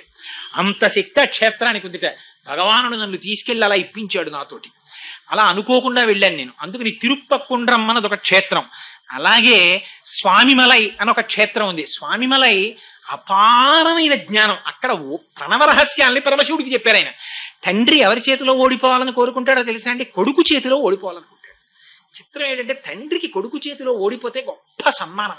అందుకని పరమశివుడంతటి వాడికి ప్రణవం యొక్క అర్థం తెలుసుకోవలసి వచ్చింది. తెలుసుకోవలసి వస్తే సుబ్రహ్మణ్యేశ్వర స్వామి వారు చెప్తా అన్నారు. చెప్పమన్నారు. కానీ నువ్వు నా దగ్గర ప్రణవం వినాలంటే నువ్వు పైన కూర్చుని నీ కింద కూర్చోకూడదు, నేను గురువుని కాబట్టి నేను పైన కూర్చుంటాను, నువ్వు కింద కూర్చోమన్నారు. అందుకని స్వామిమలైలో పైన ఆయన కూర్చుంటారు, కింద తండ్రి కూర్చుంటారు. కూర్చుని ప్రణవరహస్యాలు విన్నారు. అగస్త్య మహర్షికి అక్కడే ద్రవిడ వ్యాకరణం అంతటిని నేర్పారు స్కందుడు. అందుకే వారణాసి మహాత్మ్యం అవన్నీ స్కంద పురాణాంతర్గతమే అయ్యుంటాయి. అది ఒక క్షేత్రం. ఆ తరువాత ఆయన క్రీడాస్థలం, అదిగో ఆ అల్ఘర్ కోయిల్ అని చెప్పి ఒక క్షేత్రం ఉంది. అక్కడ స్వామివారి యొక్క క్రీడాస్థలం. ఈ 6 ముఖాలు ఇప్పటికీ కూడా శంకరుల యొక్క సాంప్రదాయంలో పీఠాధిపత్యం స్వీకరించేటటువంటి వారు సర్వసాధారణంగా ఈ 6 ముఖాలుగా ఉన్న సుబ్రహ్మణ్య క్షేత్రాల్ని ముందు పాదచారులై వెళ్లి దర్శనం చేస్తుంటారు. సాధారణంగా దర్శనం చేసి వస్తుంటారు. ఆ సుబ్రహ్మణ్యుని యొక్క అనుగ్రహం కలిగితే తప్ప యువతల శ్రీ విద్యా సాంప్రదాయంలో కానీ జ్ఞానంలో కానీ వాడొక స్థాయిని పొందలేడు. తమిళనాట అందుకే విశేషమైన సుబ్రహ్మణ్యారాధన చేస్తారు. సుబ్రహ్మణ్యారాధన చేస్తే వచ్చే గొప్ప అదృష్టం ఏమిటో తెలుసా అండి? పార్వతీదేవి సతీదేవిగా ఉన్నప్పుడు శరీరాన్ని దహించేస్తే యోగాగ్నిలో విడిచిపెట్టిన తర్వాత దిగంబరుడై తిరుగుతున్నాడు పరమశివుడు. ఆయన శరీరంలోంచి ఒక స్వేద బిందువు కింద పడింది. ఇది మళ్ళీ శివమహాపురాణాంతర్గతంలోంచి చెప్తున్నాను. కింద పడితే కు అంటే భూమి, జ అంటే పుట్టినవాడు. భూమికి పిల్లవాడు పుట్టాడు ఆ చెమట బిందువులోంచి. దేవతల సృష్టి అంటే బ్రహ్మగారే సృష్టి చెయ్యక్కర్లేదు. దేవతలు రకరకాలుగా సృష్టి చేస్తారు. బ్రహ్మగారికి ఆవలింత వచ్చింది ఒకసారి, ఆవలించి ఇలా అన్నారు, జాంబవంతుడు పుట్టాడు. అందుకని ఒకసారి వినాయకుడు వచ్చి అక్కడ బూడిదని బొమ్మ చేశాడు. గణపతి బొమ్మ చేస్తే బ్రహ్మగారు చూసి భండా అన్నారు వాడిని. వాడు భండాసురుడై పుట్టు కూర్చున్నాడు. గణపతి ఓసారి గడ్డం గోక్కున్నారు, అందులోంచి పెద్ద సృష్టి వచ్చింది. అందుకని దేవతలు అనేక రకాలుగా సృష్టి చేస్తారు. ఆ సృష్టి చేయడంలో ఉన్నటువంటి రహస్యం ఏమిటంటే, ఇదిగో అటువంటి సృష్టికి సంబంధించినటువంటి రహస్యమే ఈ క్షేత్రాలకు సంబంధించినటువంటి 6 క్షేత్రాల్లో కూడా ఉంది. అందుకని ఆ సుబ్రహ్మణ్యేశ్వర స్వామి వారి యొక్క దివ్యమైన పావన చరిత్ర, అదిగో ఆ భూమికి ఆ రోజున పరమశివుని యొక్క స్వేద బిందువు పుడితే ఓ పిల్లవాడు పుట్టాడు. కు అంటే భూమికి జ పుట్టినవాడు కాబట్టి వాడు కుజుడయ్యాడు. వాడు పరమశివుడి గురించి తపస్సు చేశాడు. చేస్తే శివుడు ప్రత్యక్షమై అనుగ్రహించి, నువ్వు ఇంత ఘోరమైన తపస్సు చేశావు కాబట్టి నీకు నవగ్రహాల్లో గ్రహస్థానం ఇస్తున్నాను, స్థానాన్ని పొందన్నాడు. ఆ కుజుడి శక్తి ఏమిటో తెలుసా అండి? 3 రకాలుగా ఏడిపించేస్తాడు ఆయన. ఏమిటో తెలుసా అండి? ఒకటి రుణబాధ. కుజగ్రహం గాని సరిగ్గా చూడలేదా, ఎంత ఐశ్వర్యం ఉన్నవాడు కూడా అప్పుచ్చుకుని చీకటి పడ్డాక క్రీనీళ్ళలో తలపాగా కట్టుకు తిరుగుతాడు, గుర్తు పట్టేస్తారేమో అని. అంత ఏడిపించేస్తుంది కుజగ్రహం. రెండోది ఏమిటో తెలుసా అండి? శత్రుబాధ. ఎక్కడికి వెళ్ళినా శత్రువులే కనపడుతుంటారు. పిరికివాడై భయపడిపోతూ జీవితాన్ని గడుపుతాడు. మూడవది ఏమిటో తెలుసా అండి? తన పక్కన నిలబడి తనని రక్షించవలసినటువంటి వాళ్ళ వల్ల రక్షణ పొందలేక శాంతిని కోల్పోతాడు. ఈ 3 కూడా కుజగ్రహం యొక్క అనుగ్రహం లోపిస్తే ఏర్పడతాయి. 3 తట్టుకోలేవు. ఈ 3ంటిని ఇవ్వగలిగినటువంటి కుజగ్రహానికి అధిష్టానం సుబ్రహ్మణ్యేశ్వర స్వామి. సుబ్రహ్మణ్యేశ్వర స్వామి వారి పాదాలు పట్టుకుని ప్రార్థన చేస్తే కుజగ్రహం బాధించదు, వదిలిపెట్టేస్తుంది. దానికి ఒక్కటే మార్గం, వేరే మార్గం లేదు కుజగ్రహాన్ని తప్పుకోవడానికి. అందుకే ఇవాళ దేశంలో గ్రహస్థితి సరిగ్గా లేకనే ప్రమాదాలు అనేకం జరుగుతున్నాయి, కుజగ్రహ దోషం వల్ల ఏవన్నీ. అందుకనే ఇవాళ ఎందుకు వచ్చిందో, లేకపోతే సుబ్రహ్మణ్యేశ్వర స్వామి వారి యొక్క వైభవాన్ని నేను చెప్పగలనా? కానీ చాలు 4 మాటలైనా ఆయన గురించి చెప్పుకుని వింటే, స్కందసాలోక్యతాం వ్రజేత్ ఆయుష్మాన్ పుత్రపౌత్రశ్చ, ఆయుర్దాయం ఉంటుంది, పుత్రపౌత్రాదులు వృద్ధి చెందుతారు. ఏదో ప్రమాదం, బ్రహ్మాండమైన ప్రమాదం జరిగి తల పగిలిపోవలసినటువంటి వాడికి కాలు ఫ్రాక్చర్ అయి బతికి బట్ట కట్టేసి తండ్రి కొడుకు దక్కుతాడు. చాలదు, ఆయన అనుగ్రహం ఉందన్నమాట గుర్తు. సుబ్రహ్మణ్యేశ్వర స్వామి వారి యొక్క అనుగ్రహం ఉంది కాబట్టి జాతకంలో తేడా వస్తే శరీరానికి శీర్షాన్ని కొట్టవలసిన వాడు తలని కొట్టకుండా కాలుని కొట్టి వదిలిపెట్టేస్తాడు. సుబ్రహ్మణ్యానుగ్రహం ఉంది కాబట్టి, లేకపోతే ఏడిపించేస్తాడు. అందుకని అంతటి అమంగళాన్ని కూడా చిన్న అమంగళం కింద తీసేస్తాడు. నమశివాభ్యాం అశుభాపహాభ్యాం పరస్పరాశ్లిష్ట వపుత్తరాభ్యాం నగేంద్ర కన్యా వృషకేతనాభ్యాం నమో నమశంకర పార్వతీభ్యాం అని స్తోత్రం చేస్తున్నాం. అందుకని అటువంటి పరమపావనమైనటువంటి సుబ్రహ్మణ్యేశ్వర స్వామి వారి యొక్క చరిత్ర, ఆయన వైభవం, ఆయన ఉండేటటువంటి ఆ క్షేత్రాల పేర్లు ఒక్కసారి స్మరించినంత మాత్రం చేత చాలు. కరావలంబం అంటారు. కరావలంబం అంటే, స్వామి నాకు చెయ్యినియ్యి, చేతులనియ్యి. చేతులు ఏం చేసినా దీంతోనే చెయ్యాలి. చిత్రం ఏమిటంటే, దీంతో చేసినవన్నీ మళ్ళీ ఇక్కడికి ఎక్కుతాయి. ఎలా ఎక్కుతాయో తెలుసా అండి? ఇప్పుడు నేను చేస్తున్నాను అన్ని దీంతో చేస్తాం. దీంతో చేసినటువంటి వాటి వల్ల వచ్చేటటువంటి ఫలితాన్ని పంచుకునేటటువంటి ఎవ్వరికీ దీంతో వచ్చిన ఫలితంతో సంబంధం ఉండదు. వీడు తేకూడనివన్నీ దీంతో పట్టుకొచ్చేస్తాడు. దీన్నంతటినీ వాళ్ళు పనిచేసుకుంటారు. ఇంట్లో వాళ్ళు చీరలు కుట్టించేసుకుంటారు, ప్యాంట్లు కుట్టించేసుకుంటారు, చొక్కాలు కుట్టించేసుకుంటారు, ఫీజులు కట్టేసుకుంటారు, అన్నీ అయిపోతాయి. వాడు ఎవ్వడి ఖాతాలో 5 పైసలు నష్టం కూడా వీరు. వాడి తప్పు లేదు, యజమాని తేవాలి, తెచ్చాడు, వాడి కర్మ, వాడు అలా తెస్తే. దోషం ఎవరికి పడిపోతుందో తెలుసా అండి? వీడి ఖాతాలో వేసేస్తాడు. ఎవడేసేస్తాడండి? ఎవడు చూశాడండి అనుకోవచ్చు మీరు. చిత్రంగా కూర్చుని గుప్తంగా రాసేవాడు ఉన్నాడు. వాడు 1000 కళ్ళతో చూస్తాడు. వాడు చిత్రగుప్తుడు. వాడు ఇక్కడ కూర్చుని చూస్తూ ఉంటాడు అన్ని. వాడికి సూర్యుడు చంద్రుడు సాక్షి. అందుకనే పరమాత్మని ఎక్కడ చెప్పినా సూర్యచంద్రుల నేత్రాలంటారు. మీరు శ్రీ మహావిష్ణువుని తీసుకోండి. క్షీరోధన్మత్ ప్రదేశే శుచమణి విలసత్ సైకతే మౌక్తికానాం మాలా క్లుప్తా సనస్త స్ఫటిక మణి నిభైర్మౌక్తి కైర్మండితంగా శుభ్రైరభ్రైరధభ్రైరుపరి విరచితైర్ముక్త పీయూష వర్షై ఆనందీన పునీయాత్తరి నలిన గదా శంక పాణిర్ముకుంద భూః పాదవ్యస్య నాభి వేదసుర నిలచంద్ర సూర్యౌ చ నేత్రే. చంద్ర సూర్యౌ చ నేత్రే అంటాం. పరమశివుడికి చెప్తే వందే శంభుమమాపతిం సురగురుం వందే జగత్కారణం వందే పన్నకభూషణం మృగధరం వందే పశూనాం పతిం వందే సూర్య శశాంక వన్యనయనం అంటాం. అమ్మవారి గురించి చెప్తే సూర్యచంద్రులు ఇద్దరిని నేత్రములుగా కలిగిన తల్లి అంటాం. ఏమిటి అందరికీ సూర్యుడు చంద్రుడి కళ్ళు ఎలా ఉంటారండి అంటే సాక్షిగా దివారాత్రములలో జరుగుతున్న అన్ని వాళ్ళు చూస్తూ ఉంటారు. చిత్రంగా చూసి గుప్తంగా ఇక్కడ రాస్తారు అకౌంట్. రాసి దీన్ని ప్రారంభం అక్కడికి తీసుకెళ్లి సంచితంలో వేస్తారు, డిపాజిట్ వేసి ఈ శరీరం పడిపోయాక ఏ శరీరాన్ని పొందాలో డిసైడ్ చేసేది ఆఖరి ఊపిరి. వీడు దేనికి అలవాటు పడిపోతున్నాడో చూస్తారు. చూసి పరమాత్మ రాగద్వేషాలు ఆయనకి ఉండవు. ఓపిక ఉన్నప్పుడు ఎటువైపు మనసు వెళ్ళిపోతుందో చూస్తారు. ఓపిక ఉండగా ఇటువైపు లేదనుకోండి, ఎప్పుడు ద్రవ్యం వైపే తిరిగాడు అనుకోండి, ఆయన ఏం పట్టించుకోడు, తిరగరా నాయన నీ ఇష్టం అంటారు. కాని బ్రతికియున్నన్నాళ్ళు నీ భజన తప్పను కాని మరణకాలమునందు మరతునేము ఆవేళ యమదూతలాగ్రహంబున వచ్చి ప్రాణముల్ పెకలించి పట్టునప్పుడు కప వాత పైత్యముల్ కప్పగా శ్రమచేత కంపముద్భవమంది కష్టపడుచు నారాయణాయంచు నా జింహతో నిన్ను పిలుతునో శ్రమచేత పిలువలేను నాటికిపుడి నీనామస్మరణ చేతు చెవినిడవయ్య భూషణ వికాస శ్రీధర్మపుర నివాస దుష్ట సంహార నరసింహ దురిత దూరాన్ని ఏడుస్తారు. స్వామి నారాయణ నారాయణ అని ఇప్పుడే అంటానయ్యా, వినవయ్యా తండ్రి, అప్పుడు అనగలను అని. అలా అనకుండా రిటైర్ అయ్యాక చూసుకున్నా ఎందుకు సార్ ఇప్పుడు ఇవన్నీ అంటే, ఊపిరి వెళ్ళిపోయే ముందు మనస్సులో నిద్రాణమైనటువంటి స్థితి ఒకటి ఉంటుంది, అది నిద్రలేస్తుంది. ఇన్నాళ్ళు వీడి ఆభిముఖ్యం ఎటుందో అదే చూపిస్తుంది.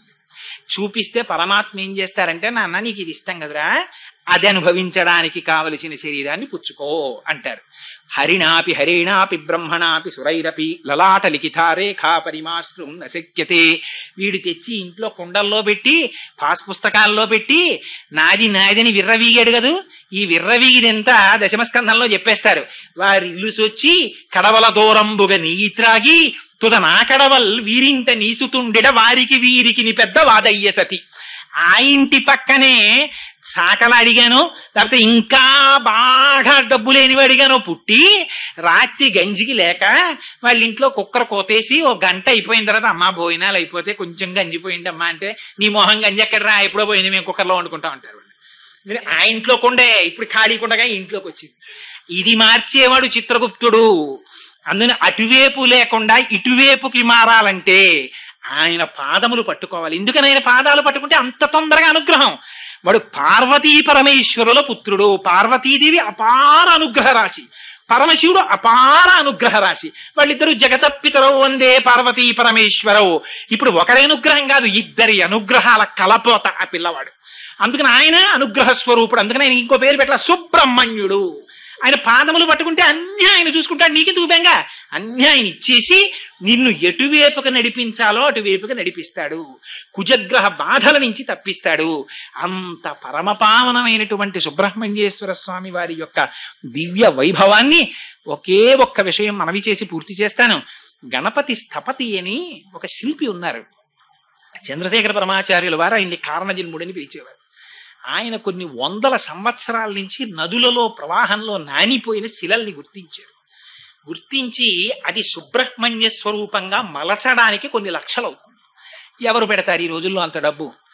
అందులో సుబ్రహ్మణ్యేశ్వర స్వామి వారి యొక్క స్వరూపాన్ని, వల్లి దేవసేన విగ్రహాలు ఎలా ఉండాలి, ఎటువైపుకి ఎంతంత వంగి ఉండాలి, ఇవన్నీ తెలియాలంటే దానికి అపారమైన శాస్త్ర ప్రవేశం ఉండాలి. ఎంతో నియమనిష్టలతో విగ్రహాలని చెక్కాలి. ఎవరు చేస్తారు? చిత్రం ఏమిటంటే ఆయన విశాఖపట్నం శారదాపీఠాధిపతుల దగ్గరికి వచ్చి అడిగారు, స్వామి నేను పెద్దవాడిని అయిపోయాను, నాకు ఆ విగ్రహం చెక్కాలనుంది, అది దాసాంజనేయుడు, ఇన్ని లక్షల రూపాయలు అవుతుంది, ఎవరు చెక్కిస్తారు ఈ రోజుల్లో అని. మరి నిజంగా స్వామివారి నోటంటే ఎందుకు వచ్చిందో ఇన్ని లక్షలు అవుతుందని అడిగారు. ఇన్ని లక్షలు అన్నారు. మీరు పని ప్రారంభించేయండి, మేము ఇచ్చేస్తామని గబగబా నలుగురికి ఫోన్ చేశారు. వాళ్ళు నలుగురు గబగబా డీడీలు పట్టుకొచ్చి ఇచ్చేశారు. అది అనుకున్న సమయానికి ప్రారంభమైతే మా అదృష్టం ఏమిటంటే ఆ సుబ్రహ్మణ్యేశ్వర స్వామి వారి ప్రతిష్ఠ జరిగినటువంటి రోజుల్లో సుందరకాండ చెప్పమని నన్ను ఆహ్వానించారు. ఇది నాకు నిజంగా స్వామి యొక్క అనుగ్రహం అనుకుని అక్కడికి వెళ్ళా. విడితే నిజంగానండి ఆ విగ్రహాలు చూస్తుంటే, విగ్రహాలు అనకూడదు, ఆ మూర్తుల్ని చూస్తుంటే అందం రాశీభూతం అయిపోయినట్టు ఉంటుందండి. అందానికి అందం ఎవరిదో తెలుసా అండి? పరమశివుడు. పరమశివుడు చూడ్డానికి అలా ఉంటాడు. ఏమిటో ఒళ్ళంతా ఇలా జటలు కట్టేసుకున్నట్టు, ఇలా గంగ కారిపోతున్నట్టు. ఆయన ఎవరో పాట పాడాడు, ఆ మధ్య ఎవరో నాకు ఒక క్యాసెట్ ఇచ్చారు, ఈ పాట వినండి అని. ఎంత ఆశ్చర్యపోయానంటే, ఏదైనా చూడకూడదు చూస్తే శివశివ శివశివ అంటాం, ఇదేమిటయా నిన్ను చూస్తే నువ్వే ఇలా ఉంటావు, చేతిలో ఓ పుర్రె, విషం తాగేస్తూ ఉంటావు, పెద్ద పెద్ద జడలు, మెళ్ళో పుర్రెల మాల, రక్తం ఊడిపోతున్న ఏనుగు చర్మం, ఇవన్నీ ఏమిటి? ఇవన్నీ చూస్తే నిన్ను చూసేమనాలి, ఇంకా చూడకూడదు చూస్తే శివశివ అంటాం, నిన్ను చూస్తే ఏమనాలి అని ఆయన పాట పాడాడు. అందులో అంత నిందాస్తుతి, ఎంత గొప్పగా ఉందో ఆ పాట నిజంగా. ధూర్చటి కాళహస్తీశ్వర శతకంలో మాట అంటాడు, వన్నే ఏనుగుతోలు దుప్పటము, బువా కాలకూటంబు, చేగిన్నే బ్రహ్మకపాలము, ఉగ్రమగు భోగే కంఠహారంబు, నిన్నీలాగున నుండియున్ తెలిసియున్ నీపాద మూలంబులన్ చేర్చెన్ నారాయణుడిట్లు మానసమునన్ శ్రీకాళహస్తీశ్వర. స్వామి నువ్వు చూస్తే వన్నే ఏనుగుతోలు దుప్పటము, రక్తం కాలిపోతున్న ఏనుగు చర్మం ఒకటి నీకు ఒంటి మీద చర్మ వస్త్రం, వన్నే ఏనుగుతోలు దుప్పటము, బువ్వా కాలకూటంబు, విషం తాగేస్తుంటావు, చేతిలో చూస్తే బ్రహ్మకపాలం. ఇంత అందగాడి స్వామి నువ్వు, నిన్ను ప్రేమించాడేమిటయా శ్రీమన్నారాయణుడు. ఆయన చూస్తే శాంతాకారం భుజగశయనం పద్మనాభం సురేశం విశ్వాకారం గగన సదృశం మేఘవర్ణం శుభాంగం లక్ష్మీకాంతం కమలనయనం యోగి హృజ్యానగమ్యం వందే విష్ణుం సశంఖ చక్రం సకిరీట కుండలం సపీత వస్త్రం సరసైరుహేక్షణం సహారవక్షస్థల శోభికౌస్తుభం. అటువంటి వాడు నీ పాదాలు పట్టుకోవడం ఏమిటి? నిన్ను ప్రేమించడం ఏమిటి? నీకు భార్య అవ్వాలని హరిహరావతారంగా నీలో సహభాగానికి రావడం ఏమిటి? అంటే పరమశివుని యొక్క సుందరత్వం ఏమిటో చెప్తుంది. అందుకని సుందరకాండకు సుందరకాండ అన్నారు. నిఘంటువులలో సుందర అంటే శివ అనర్థం. ఆ కాండంతా మంగళకాండ, శివ తేజస్సుగా వెళ్ళారు, రుద్ర తేజస్సుతో ఆంజనేయ స్వామి. అందుకని అది సుందరకాండ. అందుకని అదిగో అటువంటి పార్వతీ పరమేశ్వరుల యొక్క తేజస్సు ఏకమైతే వచ్చినటువంటి మెరుపు లాంటి వారు సుబ్రహ్మణ్యుడు. అందుకే ఆ మూర్తిని మీరు ఇలా చూడండి, కాసేపు సరైన చిత్రాన్ని పట్టుకుని అలా చూడండి. నిజంగా చెప్తున్నాను, ఒక 8 నిమిషాలో 10 నిమిషాలో చూశాక అటు ఇటు చూసి ఎవరో చూడలేదంటే ఓ ముద్దు పెట్టుకో బుద్ధిస్తుంది. మిగిలింది ఇంకా మీకు ఏ దేవతా స్వరూపానికి అంత ఆకర్షణ ఉండదు. ఆ బుగ్గలు, ఆ విభూతి, పిల్లాడు, ఆ బాలసుబ్రహ్మణ్యం, ఆ చేతిలో ఆ పట్టుకున్నటువంటి ఆ శూలం, ఎంత సాత్వికంగా ఎంత అందంగా ఉంటారో ఆయన. అందుకని అదిగో అటువంటి మూర్తి, ఉపాసనాయోగ్యత కలిగిన మూర్తి. అటువంటి మహానుభావుడి గురించి 4 మాటలు చెప్పుకునేటటువంటి అదృష్టాన్ని పరమాత్మ కటాక్షించడం. మీ అందరూ నాకేం తెలియకపోయినా పాపం ఎప్పుడు ఇలాగే, అయ్యో మనం వినకపోతే వీడు ఎవరికి చెప్పుకుంటాడని వింటుంటారు నా ఆయన అనుగ్రహంతో. అందుకని నన్ను ఇలా కటాక్షించిన మీ అందరికీ కూడా ధన్యవాదాలు తెలియజేసుకుంటూ, రేపటి రోజు సాయంకాలం అక్కడ దక్షిణామూర్తి స్తోత్ర వైభవం కాసేపు మాట్లాడతాను. మీలో సానుకూలత ఉన్నవాళ్ళు ఉంటే రండి. రేపు గురు పౌర్ణమి కాబట్టి ఆ పుష్కర మహాత్యం గురించి మంచి మాట చెప్పారు. గోదావరి నది పుష్కరాలు వస్తున్నాయి కదండి. పుష్కరాలంటే ఆ పుష్కరుడు బ్రహ్మగారి యొక్క కమండలంలో ఉంటాడు. బృహస్పతి మిగిలిన గ్రహాలతో పాటుగా తనకు వైభవం కోసమని ఆ పుష్కరుణ్ణి నేను ఎక్కడికెడితే అక్కడికి ఆయన రావాలని అడిగారు. అడిగితే అలా కుదరదయ్యా, నేను రానన్నాడు ఆయన. బ్రహ్మగారు వరం ఇచ్చారు తీసుకెళ్ళమని, కానీ ఆయన అన్నాడు, ఆ బృహస్పతి ఆ రాశులు మారేటప్పుడు ఏ నదిలో ప్రవేశిస్తూ ఉంటే అప్పుడు మొట్టమొదట 12 రోజులు, చిట్ట చివరి రోజులు నువ్వు కూడా ఆయనతో పాటు ఆ నదిలో ప్రవేశించమన్నారు. అందుకని పుష్కరుడు వచ్చి ప్రవేశిస్తాడు. గురుగ్రహం యొక్క అనుగ్రహం కలుగుతుంది. మీకు దక్షిణామూర్తి స్తోత్రం ఒకటి ఎందుకు వింటారో తెలుసా అండి? దక్షిణామూర్తి స్తోత్రాన్ని శంకరాచార్యుల వారు ఇవ్వడంలో ఒక గొప్ప ప్రయోగం చేశారు. గురుగ్రహం యొక్క అనుగ్రహం లేకపోతే మిగిలిన గ్రహాల యొక్క బలం ఉన్నప్పటికీ కూడా వాడు దెబ్బతింటాడు.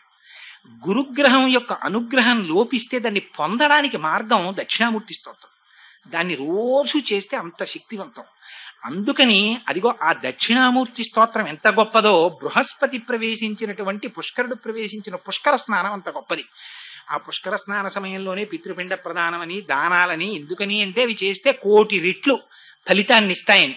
ఎందుచేత దేవాలయాలు కూడా అన్ని ఒకటి కావుగా, ప్రతిష్ఠ చేసిన ఆలయంలో కూర్చుని మంత్రజపం చేస్తే ఒక ఫలితం, స్వయంభూ అయినటువంటి చోట కూర్చుని చేస్తే ఒక ఫలితం, ఒక్కొక్క చోట ఒక్కొక్క ఫలితం. అంతటా పరమాత్మ ఉన్నా ఒక్కొక్క చోట ద్విగుణీకృతంగా ఉంటుంది దాని తేజస్సు. అంతటా లేదా విద్యుత్తు, కానీ ట్యూబ్లైట్ దగ్గర బాగా కనబడుతూ ఉంటుంది విద్యుత్తు యొక్క ప్రభావం, ఫ్యాన్ తిరిగితే బాగా కనబడుతూ ఉంటుంది విద్యుత్తు ప్రభావం. అంత మాత్రం చేత ఆ వైర్లో అక్కడ లేదంటే ఉంటుంది, వేలు పెట్టుకుంటే తెలుస్తుంది. అందుకని అంతటా ఉంటుంది. అలా పరమేశ్వరుడు అంతటా ఉన్న ఈ పుష్కర సమయంలో కాలం పవిత్రమై ఉంటుంది. కానీ నేను ఇంతకీ పుష్కరాల గురించి చెప్పవలసినది ఒకే ఒక్క మాట చెప్పాలనుకున్నా. పుష్కర స్నానం చెయ్యడానికి వెళ్ళేటటువంటి వారు మరిచిపోకుండా ఒక విషయాన్ని జ్ఞాపకం పెట్టుకోండి. పరమశివుని యొక్క 3వ కంటి మంటలోంచి ఒక కృత్య పుట్టింది. ఆ కృత్య నాకు ఆకలి వేస్తోంది, ఏం తినమంటావు అని అడిగింది. అడిగితే ఆయన అన్నారు, పుష్కరాల్లో స్నానం చేసి తమ పాపములు పోగొట్టుకోవాలని భక్తులు కొన్ని కోట్ల మంది నదుల దగ్గరికి వస్తారు. వాళ్ళు స్నానం చేసి బయటికి రాగానే వాళ్ళకి అపారమైన పుణ్యరాశి వస్తుంది. కానీ పుష్కర స్నానం చేసేటప్పుడు నది ఒడ్డున ఉన్నటువంటి మట్టి తీసి నదిలోకి విసిరి ఒక మంత్రం చెప్పి, పిప్పలాదాత్ సముత్పన్న కృత్యే లోకభయంకరి మృత్తికాంతే మయా దత్త మహారార్థం ప్రకల్పయా అన్న మంత్రం చెప్పకుండా, మట్టి విసరకుండా ఎవరు నీటిలోకి వెళ్లి స్నానం చేసి బయటికి వచ్చారో వాళ్ళ యొక్క పుణ్యాన్ని నువ్వు తినేసేయి అని ఆనపించారు. అందుకని పుష్కర స్నానం చేసినా వారి పుణ్యాన్ని కృత్య తినేస్తుంది. అందుకని పుష్కర స్నానం చేసేవాళ్ళు తప్పకుండా జ్ఞాపకం పెట్టుకోండి. ఇంత కష్టపడి ఎవరైనా వెళ్ళేది ఎందుకు? మనకున్న పాపరాశి దగ్ధం చేసుకోవాలనే కదా. అందుకని ఆ మంత్రం తప్పకుండా చెప్పండి. ఆ ఒడ్డున ఉన్న మట్టి కొంచెం తీసి నదిలోకి విసిరి ఓ నమస్కారం చేసి అప్పుడు పుష్కర స్నానం చెయ్యండి. ఇదిగో ఈ విషయం కొంచెం ప్రధానమైంది కాబట్టి, పుష్కరాలు దగ్గరికి వచ్చేస్తున్నాయి కాబట్టి దీన్ని ప్రస్తావన చెయ్యాలి అని అనుకున్నాను. సరే, స్నానం చేయడానికి ముందరేనండి, స్నానం చేయడానికి ముందరే అయ్యా ఒక్కసారి అందరం కూడా ఈ సుబ్రహ్మణ్యేశ్వర స్వామి వారి యొక్క అష్టకాన్ని ఒక్కసారి మనం పలికితే చాలా మంచిది. అందుకని అందరం మమదేహి కరావలంబం అంటారు. స్వామి నాకు చేతులు ఇవ్వయా అని అడుగుతారు. ఇది పరమపావనం. అటువంటి స్తోత్రం అందరం చెప్దాం. కూర్చోండి. పాపం మోహన్ రావు గారు రంగరామానుజీయ స్వామి వారి వంటి మహానుభావుల యొక్క తర్ఫీదులో ఉన్నవారు కాబట్టి వారిలాగే వారు కూడా చక్కగా అన్ని కూడా పేజీలు వేసి అవి చేశారు. పైగా సుబ్రహ్మణ్యేశ్వర స్వామి వారి అవతారం శివకేశవ అభేదం. ఎందుకో తెలుసా అండి? వల్లి దేవసేన శ్రీ మహావిష్ణువు యొక్క కుమార్తెలు. వాళ్ళని ఈయన వివాహం చేసుకున్నారు. మేనల్లుడు అల్లుడు కూడా విష్ణుమూర్తికి సుబ్రహ్మణ్యేశ్వర స్వామి వారు. అందుకని అది శివకేశవ అభేదం ఆ అవతారం. అందుకని నామాలు చెప్పండి సార్. నేను కళ్ళదోడు కాలేదు, పర్వాలేదు, నోటికి వచ్చు ఒకవేళ నేను ఎక్కడైనా ఒక శ్లోకానికి ఒక శ్లోకం చెప్పబోతే మాత్రం కొంచెం చెప్పండి అమ్మా, అది కాదురా అక్కడ అని చెప్పండి అమ్మా. ఎవరైనా చూసిన వాళ్ళు చెప్పండి. ఒకవేళ నేను ఆ శ్లోకానికి ఇంకో శ్లోకం ఏదైనా చెప్పేస్తుంటే కాస్త చెప్పండి నాకు.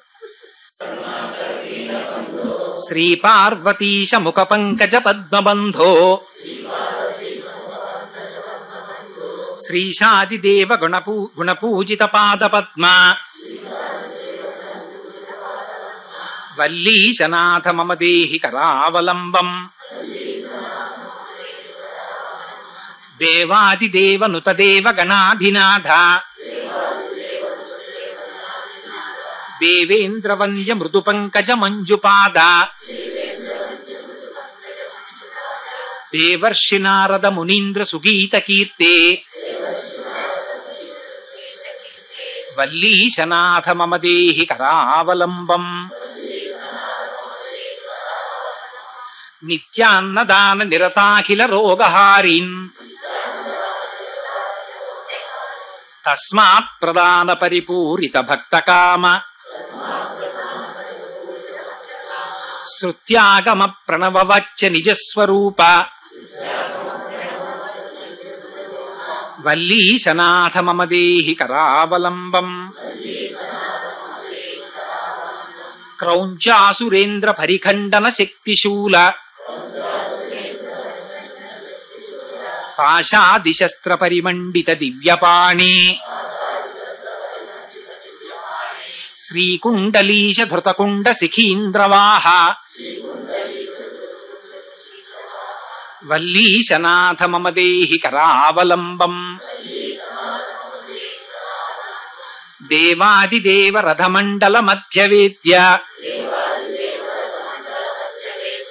దేవేంద్రపీఠనగరం దృఢచాపహస్తం శూరం నిహత్య సురకోటి బిరీఢ్యమాన వల్లీశనాథ మమ దేహి కరావలంబం హారాదిరత్నమణియుక్త కిరీటహార కేయూరకుండలల సత్కవచాభిరామ